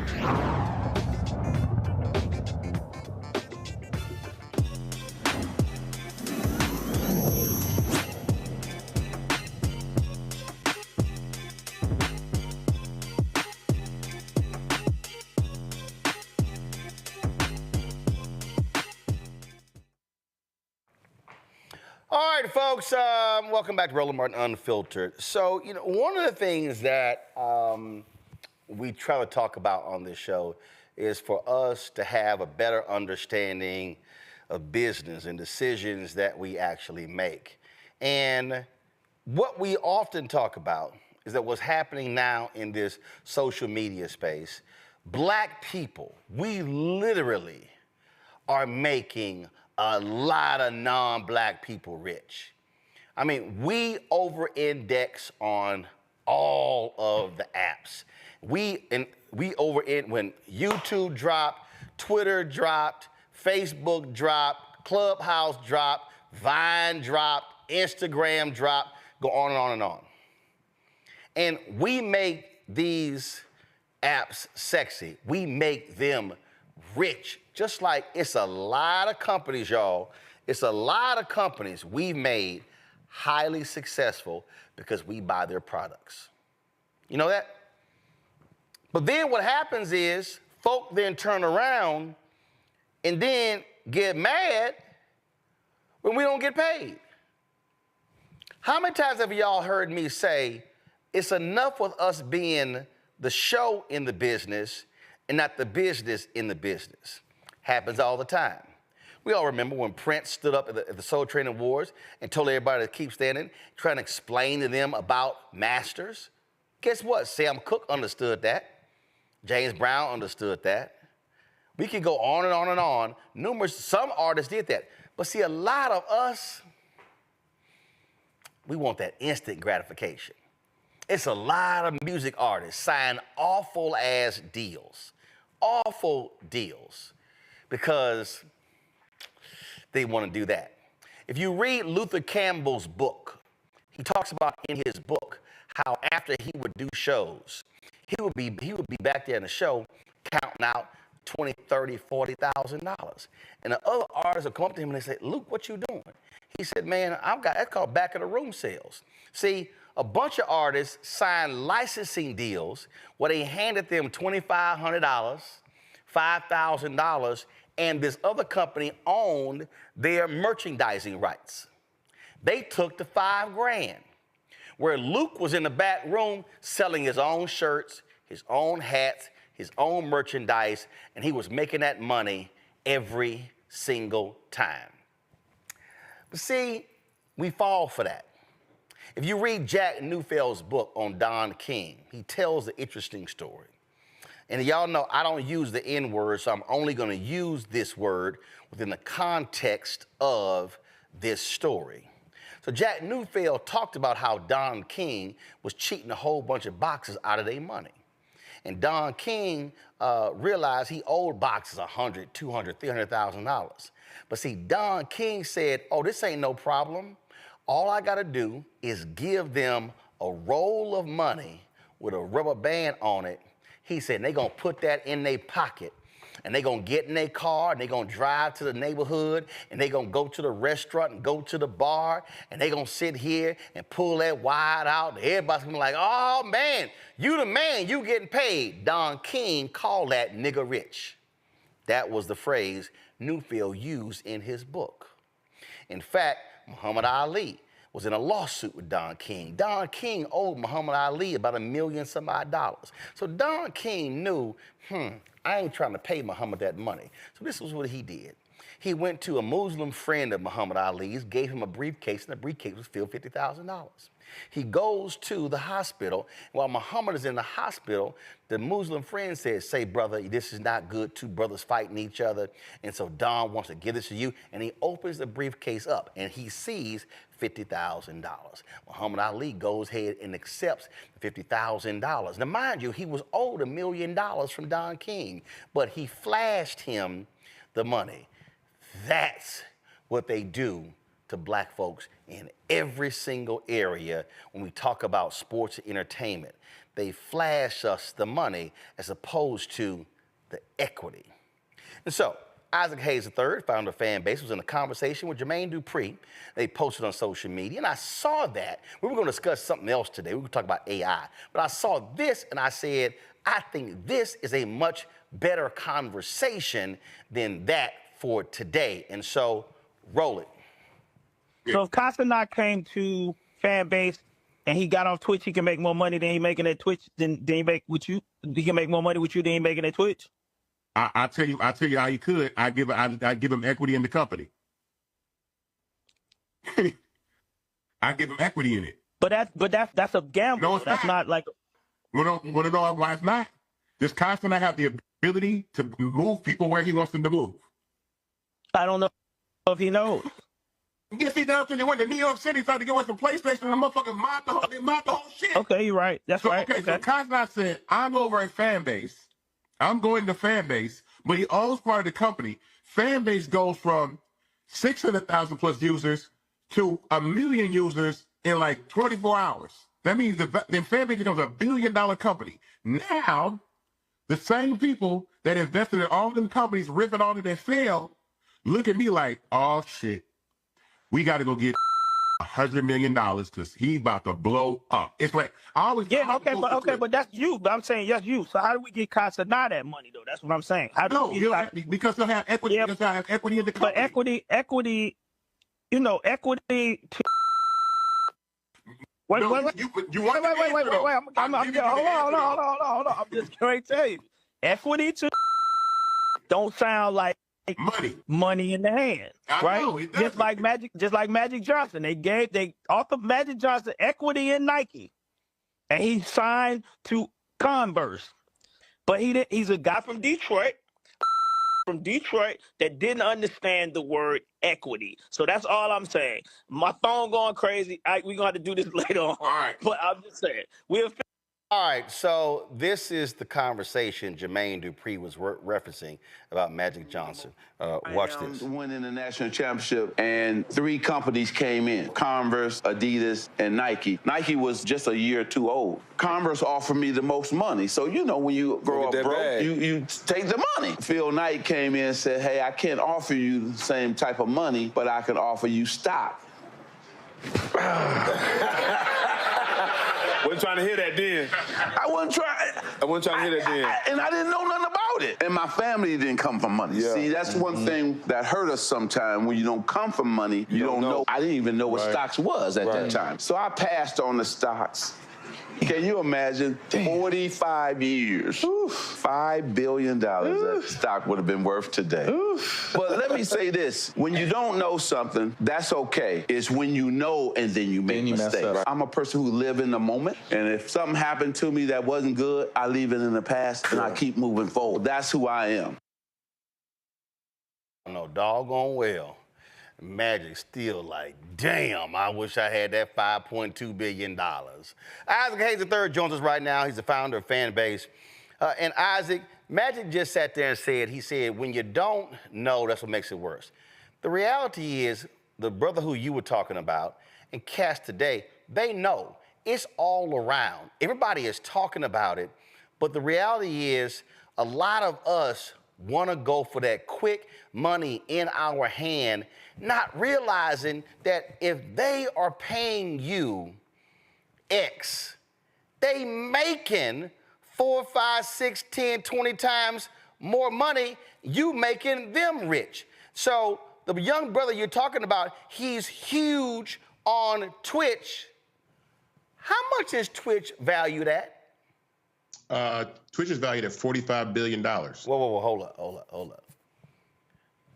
This young brother is one of the biggest folks on Twitch, but Twitch is valued at 45 billion? 45 billion. And I guarantee you this brother ain't worth 450 million.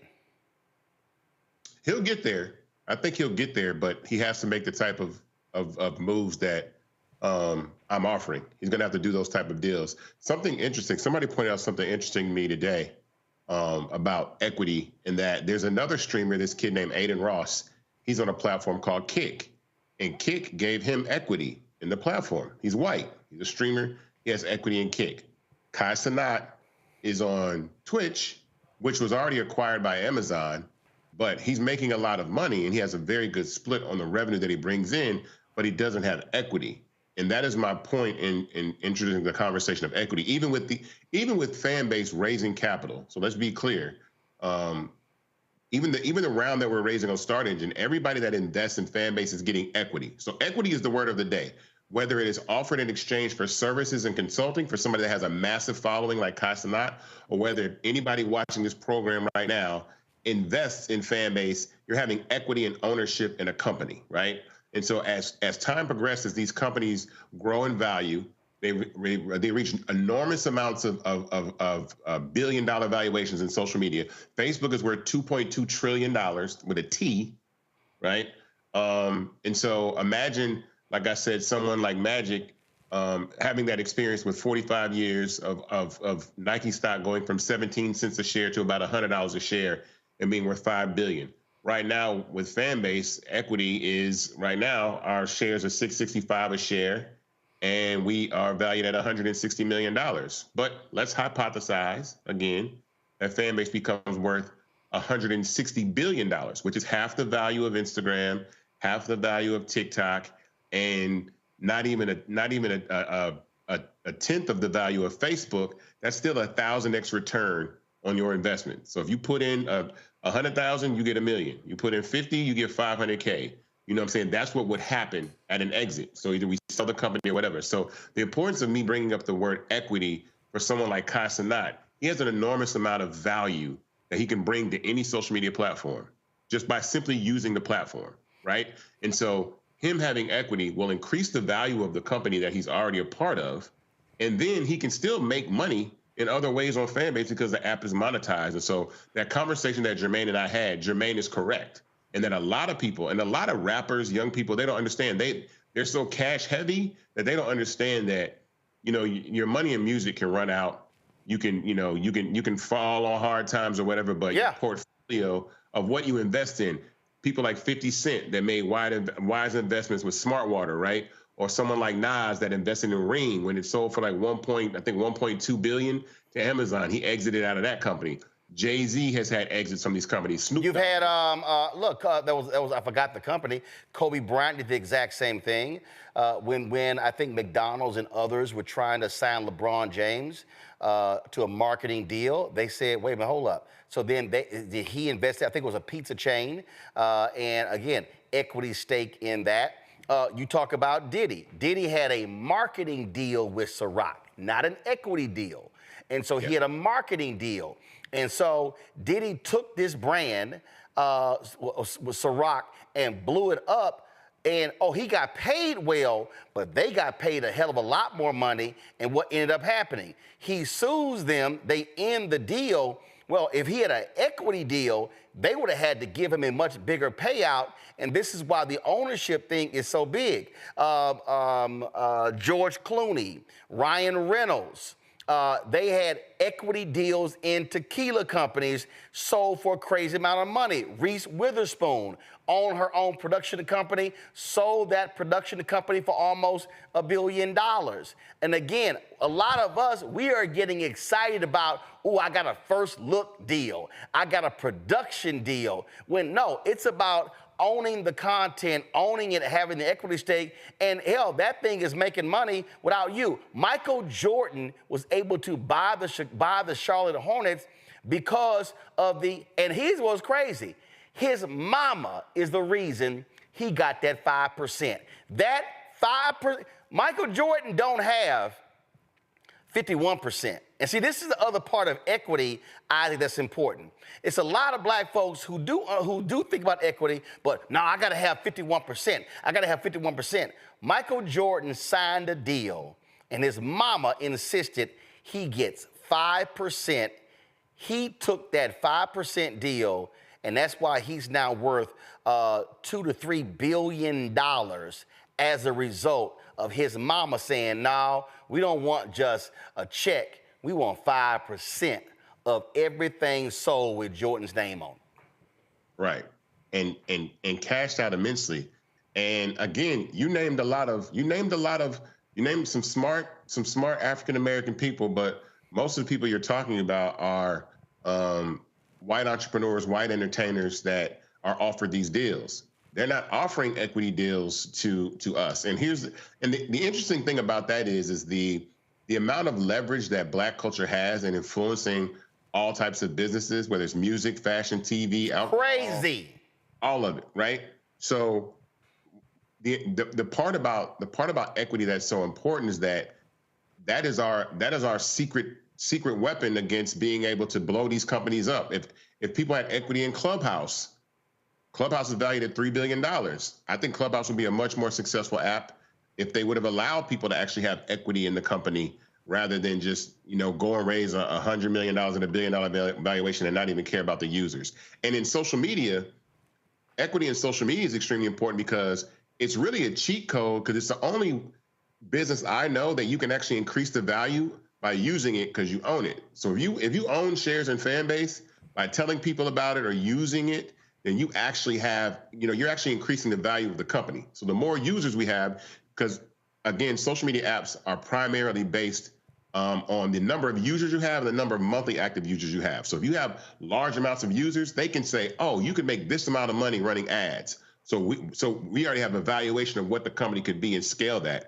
So with offering equity deals to people like Kai Cenat or allowing people to invest in Fanbase on Start Engine, it just changes the game. And I think that's this whole purpose and mission for me is like, I want to change the narrative that African-American people and Black people have ownership in these multi-billion-dollar tech companies. We've never been here. And I think that's so foreign to people that they've never seen anyone like me try or move in a path that says, okay, I see myself as a Zuckerberg. I see myself as a Kevin Systrom or a Spiegel or a Jack Dorsey, but I'm Black. But I know the value that social media platforms don't work without Black culture. So the equity conversation is one that I'll continue to have. And I've had these conversations with other entertainers.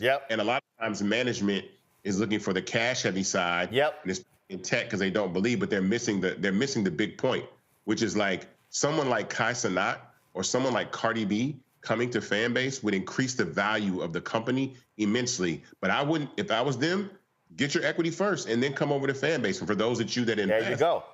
Invest in Fanbase and share the fruits of their participation in what happens. Well, we are running a promo. I interviewed Jimmy Jam. And in the interview, he talked about how clubs in Minneapolis would not let them perform. And then they went ahead and booked their own venue, had 1,500 folks there, and the clubs were empty. And they were like, yo, where in the hell are people at? They said, oh, they at that party for the band y'all wouldn't book. And then the band started calling. They were like, yeah, nah, we're good. And see, and that's what it is. At the end of the day, this is no different than the hottest party, the hottest concert. Wherever the people at, yo, that's where the money at. And too often what's happening is we are devaluing ourselves by taking the short money, which requires us to keep doing all the work. Meaning we got to keep, listen, why do you have so many of these Black entertainers who are 70, 75, and 80 and 85 because they still on stage? They still performing because they don't own publishing. They don't own anything else. And the only way they make any money and still keep eating, they got to keep performing. That's correct. The case. I remember when Cicely Tyson, somebody talked about, oh, Cicely, you still acting. And she was like, hell, I don't want to keep acting. But Cicely wasn't getting paid all those years. It wasn't until Tyler Perry came along that she got paid $1 million for one day's worth of work. And he did that after she told him, how I think she said she got $8,000 or $10,000 for Sounder. And he was stunned. He paid her $1 million for a day of work. It was the most money she ever gotten paid. And so that's what people are realizing. So when we talk about equity, this allows for you where you don't have to work because the value of that company is going up. And then how the tax code works, when you start talking about capital gains, stuff along those lines, okay, Elon Musk, the richest man in the world, he ain't got $44 billion in the bank, or whatever his number is. The reality is he is able to go to a bank, leverage his stock, and go buy whatever he wants to, and then his tax liability is low because you don't actually have to pay on that until you actually pull it out. That's why the rich folks want to keep the capital gains tax rate exactly where it is, and they actually want to be lower as well. And so this is a conversation that we as Black folks have got to have because we want to understand building wealth equity is the way folk build wealth. Just like we talk about home equity. It's the same thing. What's the equity that you have in something that you own? Right. And the value of houses increase or decrease, and you can actually pull from the value of your home and equity. So I want to shift this conversation to equity for the people that are watching, right? So, and I come on here and talk about Fanbase, all the time in our raise. So we're raising $17 million. Anybody that wants to invest and have equity, I'm gonna keep using that word. If you want equity in a social media platform that is on the rise, then go to startengine.com/fanbase and invest. The minimum to invest in Fanbase is $399, and that buys you shares of the company. So you are actually an owner in the company and actually have equity. We're almost at $800,000 raised right now. You can go to startengine.com to invest. And that's important because these companies, again, reach $100 billion valuations. I'm not in this to try to flip Fanbase and be a tech founder that says, oh, I was in tech and made a bunch of money. I see the enormous amount of value that the Black community brings to platforms like Twitter, when they were on there with Black Twitter, Clubhouse, Instagram, TikTok with the dances, all this. So I said, if we don't own infrastructure, and what I was telling Jermaine Dupri is like, if we don't own the infrastructure, we're always customers to things we make popular. We are customers. Everybody on TikTok is a customer to TikTok. They're a customer to Instagram. They're a customer to Clubhouse and Facebook and all these platforms. They don't have any ownership in them. And what typically what these platforms do is they find one or two people to pay and make wealthy and say, okay, see, look, we made them rich. But really, the goal is not to make one person rich to say you've done your job. My goal is to allow everybody a shot at the American dream, a piece of the pie to actually hone equity in a tech startup. And again, I'll repeat this, the fastest way to build wealth in the United States of America right now is technology, is tech companies. It's not real estate, it's tech. So you see how much NVIDIA is worth. You see these tech companies with AI and all these other platforms like this. So I'm doing a tech infrastructure play that's social media and technology and culture. So that's why I tell people to go to startengine.com/fanbase to invest and own part of the company. It's extremely important. And this is and one of the things I say is Fanbase, I believe in the company. I believe in how successful we're going to be and how we've grown. And so I want people to take this ride with us because we're only going to keep getting bigger and better. That's what we're raising the $17 million for. And we want people to be a part of that. And so that's extremely important. Equity is the word of the day. If you don't, listen, I don't want to hear, 5 years from now, you'll be like, man, he was on rolling talking about equity and the word, I should have just did it. I should have put my money in. I should have went and invested. But, this is your opportunity to do so. Because people like Kai Cenat are making a lot of money, but he doesn't have equity in a lot of these platforms, these companies that he works with. Absolutely. Equity questions. Robert, you first. So with the equity, can you kind of describe kind of a ratio when people are investing, compared to other companies, let's say you had at the same point in time were investing in Facebook when they were at this same level of development, what kind of returns will people see? Because I think sometimes we can put it in more concrete terms that helps people understand exactly what the equity stake can turn into. Well, I mean, I have to speak hypothetically just because I can't make any guarantees. Oh, no. Let's not do hypotheticals with Fanbase. Let's use real life examples. Facebook, okay. Apple. I mean, you already use it. Say it again, Nike. What was Nike's stock when it was offered to Magic Johnson? It was 17 cents. Okay, Nike, hold up. Nike's stock was 17 cents. When it was offered to Magic Johnson. If you right now, let me just pull it up. Give me 1 second. I'm gonna pull it up. I think it's about 100. No, it's actually a little underneath that, but you pull it up right now. So Nike's stock right now is at go ahead and put $94 a share. You see how it's going up and down, but the bottom line is 17 cents to $94 a share is huge.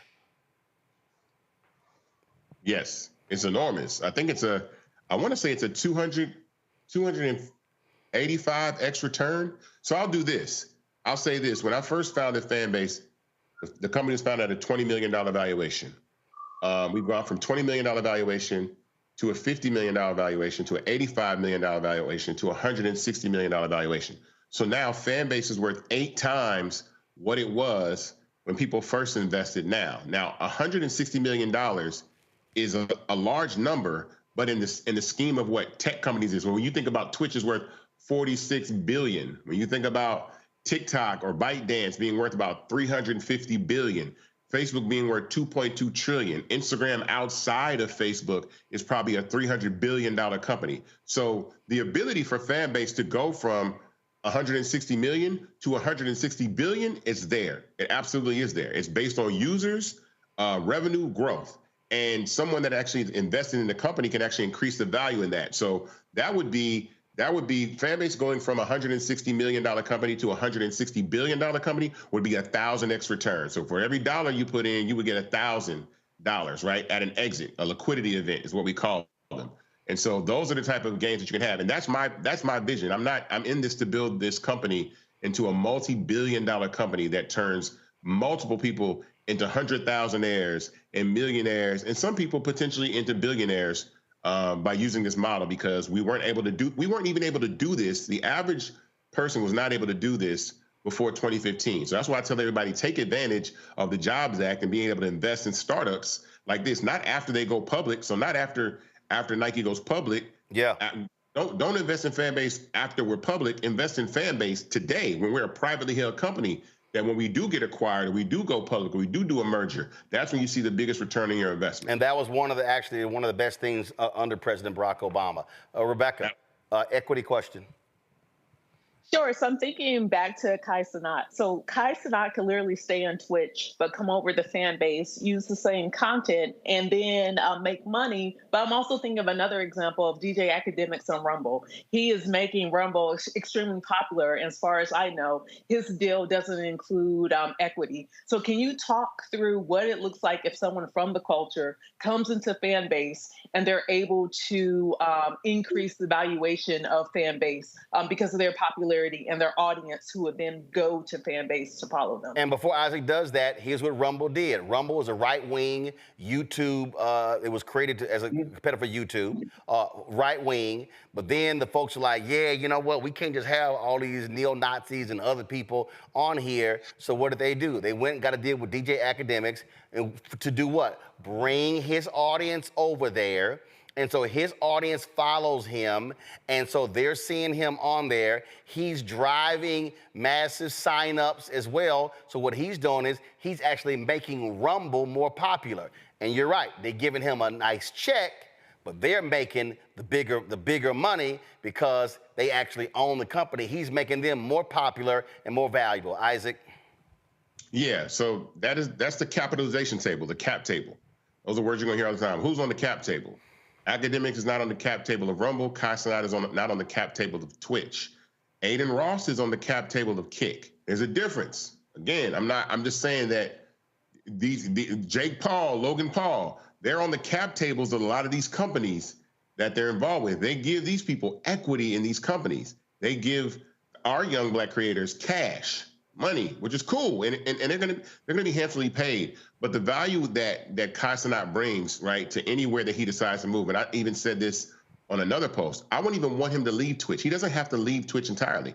Make your money on Twitch. My point is that you can move your audience wherever you want them to move. You'll still have your audience on Twitch, but you can actually move an audience to somewhere, to a platform that you actually have equity in, and increase the value of it. And again, I told him I'm not talking like a small amount of equity at all. Like someone like Kai Cenat, I respect his ability to bring people where he wants them to go. People like Kai, people like Cardi.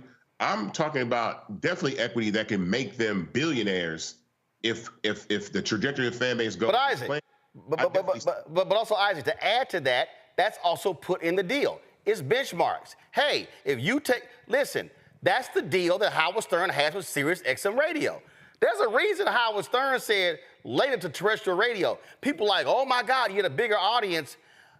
The deal that Howard Stern has with Sirius XM Radio, because his followers follow him, dude is making crazy amount of money with Sirius XM because that's the kind of, but there are benchmarks. If you take us from here to here, you get this. If we go from here to here, it increase your stake. And so basically, you're saying you grow, we grow, and your bank account's gonna grow because the valuation is gonna go through the roof. Yeah, and I mean, one thing that I pride myself in and I'm proud of is the way that we've actually raised capital doing equity crowdfunding, and then me investing in Fanbase myself. One thing I'll say is I'll never ask anybody to do something that I haven't done myself. I spent $200,000 of my own money, not this money that I made producing music in the music industry. I gambled on myself. There you go. Right? So that $2,000 saved me about 20% of equity that I would have had to give away. Right? So I understand the value of equity because I understand the value of music publishing. Music publishing is equity in the songs. When you say how much ownership do you have in the copyright, right? Or what percentage do you own of the masters? So that was an easy translation for me going from music to tech, because I said, oh, okay, cool. So I know that the more equity that I have in Fanbase, I can actually be able to raise capital and get more money to run the company, or do equity deals, partnerships, where people are offered stock options, and like Magic Johnson got offered in Nike, where I say, I don't have a bunch of cash to pay you. Fanbase ain't got millions of dollars to pay Kai Cenat and millions of dollars, to pay some of these artists, because they're going to make millions of dollars. Kai Cenat makes $400,000 a month on Twitch. He makes $400,000 a month on Twitch. God bless him. That's cool. I'm saying that, hey, look, you can make $400 million or $1 billion, right, in equity on top of the $400,000 a month that you make. And that's my point about saying, and then for the retail investors that want to invest in Fanbase, you can have equity in Fanbase and grow along with Kai Cenat or whoever comes onto the platform. And again, my mission is to get those types of creators on the platform. Kevin? Isaac, thank you so much for being with us and for what you're doing, for what you're building. It's funny, when we talk about equity, I feel like we talk a lot in our community these days about the DEI kind of equity, which is important, but this kind of equity that you're talking about, this is about generational change for our community, right? I think too many of us, especially, young Black folks coming up now, they want to be rich, which will get you money, but what we should be aspiring for is to be wealthy, right? Which will give us time, will give us freedom. So I guess my question is I understand, right? We work so hard to get our seat at the table, but what we should be doing is trying to build our own tables. So how can we shift that mindset in our communities? How can we get, young Black boys and young Black girls to grow up wanting to be producers and owners and investors and not just the consumers and employees? And how can we make sure that they have the skills they need to do that? Well, I mean, one of the things I think is look at the examples that you have of people that have done it that way. People like Tyler Perry, right? People that have built companies from the ground up and see the value of the wealth they've created, these producers and songwriters and artists, right? And Pinky Cole was Slutty Vegan and all these, these businesses that are built. A lot of places in America, we never see people that look like us in those positions of power and don't think that those things are achievable. We look at, Oprah and Tyler Perry as unicorns and mystic, beings that could rarely exist and ever. And really, if we focus the power of our community inward, right, we have $2.2 trillion worth of spending, or $1.8 trillion of annual spending in the Black community, and directed that back into investing in ourselves, investing in our own businesses, then we would create generational wealth. And I'm saying with social media, it's literally like, I posted this tweet the other day. You will not find the CEO of TikTok, Instagram, Clubhouse, or Twitter say that those platforms don't work without young people in Black culture. You'll never hear them say that. I dare anyone to say that we don't need Black kids on our platform to be successful. They'll never say that. So if you know that and they know that, then who has the power? The community, Black community does, right? Black culture does. Now, the question is, are we using that power? How are we leveraging that power?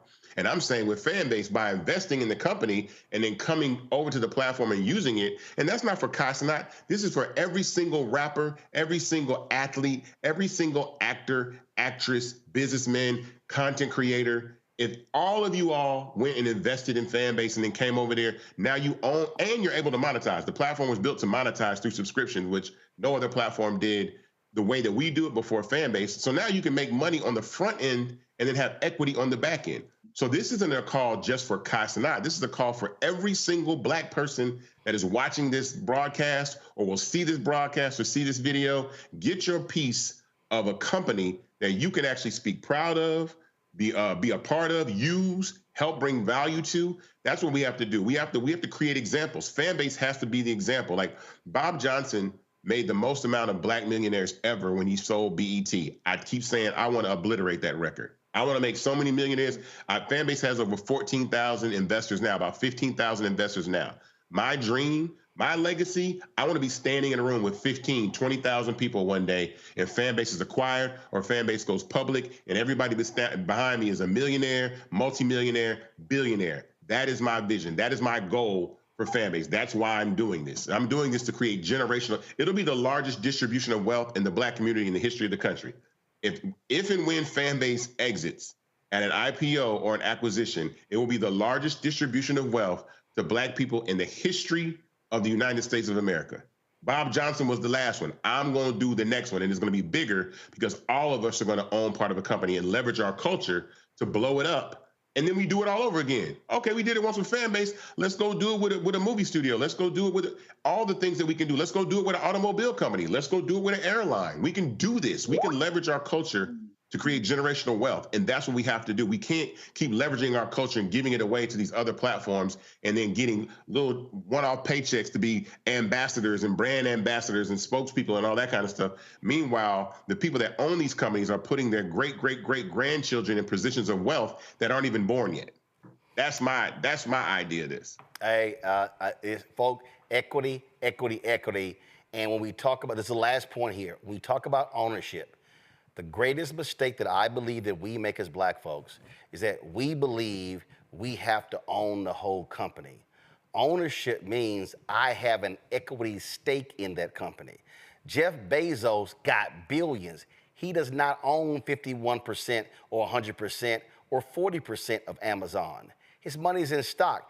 Hell, he got divorced and gave his ex-wife, Mackenzie Scott, she got billions in the divorce, and she's giving out billions of dollars to nonprofits, and the Amazon stock keep going up. So hell, the money she gave, she's already made back because the money is multiplied. Folks, we got to understand this is what it means. And when there are some people, they've got, you see these stories. I would just read John Rogers, Arrow Capital Management. They have 1.8% of Paramount stock. This company has 2% of Disney stock. That's what this is all about. And so the purpose of the conversation is to completely redirect our minds when we talk about black ownership, and that's the whole deal here. If y'all want more information on the Fanbase raise, go to startengine.com/fanbase. And so next week we'll chat with Isaac about artificial intelligence on our Tech Talk segment. Isaac, we certainly appreciate it. Thanks a lot. Let me also appreciate it, bro. Let me thank Gavin. Let me thank Rebecca. Let me thank Robert as well for being on today's show. Thanks a bunch. Y'all have an absolutely fabulous one. Folks, your support is critical to what we do, the stories that we cover, the conversations that we have. Ain't no other black daily digital show having the conversation that we just had and walking y'all through black ownership and the power of equity. So that's why we do what we do. Your support is critical. So to join our Bring the Funk fan club, you can join in various ways. We don't charge for subscriptions on this show because we want the information to be widely available. And so you can send your check and money order to P.O. Box 57196, Washington, D.C. 20037-0196. Cash App is $RM Unfiltered. PayPal are Martin Unfiltered. Venmo is RM Unfiltered. Zelle, Roland at RolandSMartin.com. Roland at RolandMartinUnfiltered.com. And be sure to download the Black Star Network app. Apple phone, Android phone, Apple TV, Android TV, Roku, Amazon Fire TV, Xbox One, Samsung Smart TV. Tomorrow's show, y'all, I'm going to talk to y'all about our Black Star Network being on 4 fast channels. Of course, we're on those fast channels, Plex TV, Amazon Freevee, Amazon News, Amazon Prime Video. I'm going to talk to y'all tomorrow about the future of us on those platforms, and so you don't want to miss that conversation. That's it, y'all. I'll see y'all tomorrow right here on Roland Martin Unfiltered on the Black Star Network. Holla! Black Star Network is here. Oh, no punch! I'm real revolutionary right now. Thank you for being the voice of Black America. All momentum we have now We have to keep this going. The video looks phenomenal. See, there's a difference between Black Star Network and Black-owned media and something like CNN. You can't be Black-owned media and be scared. It's time to be smart. Bring your eyeballs home. You dig?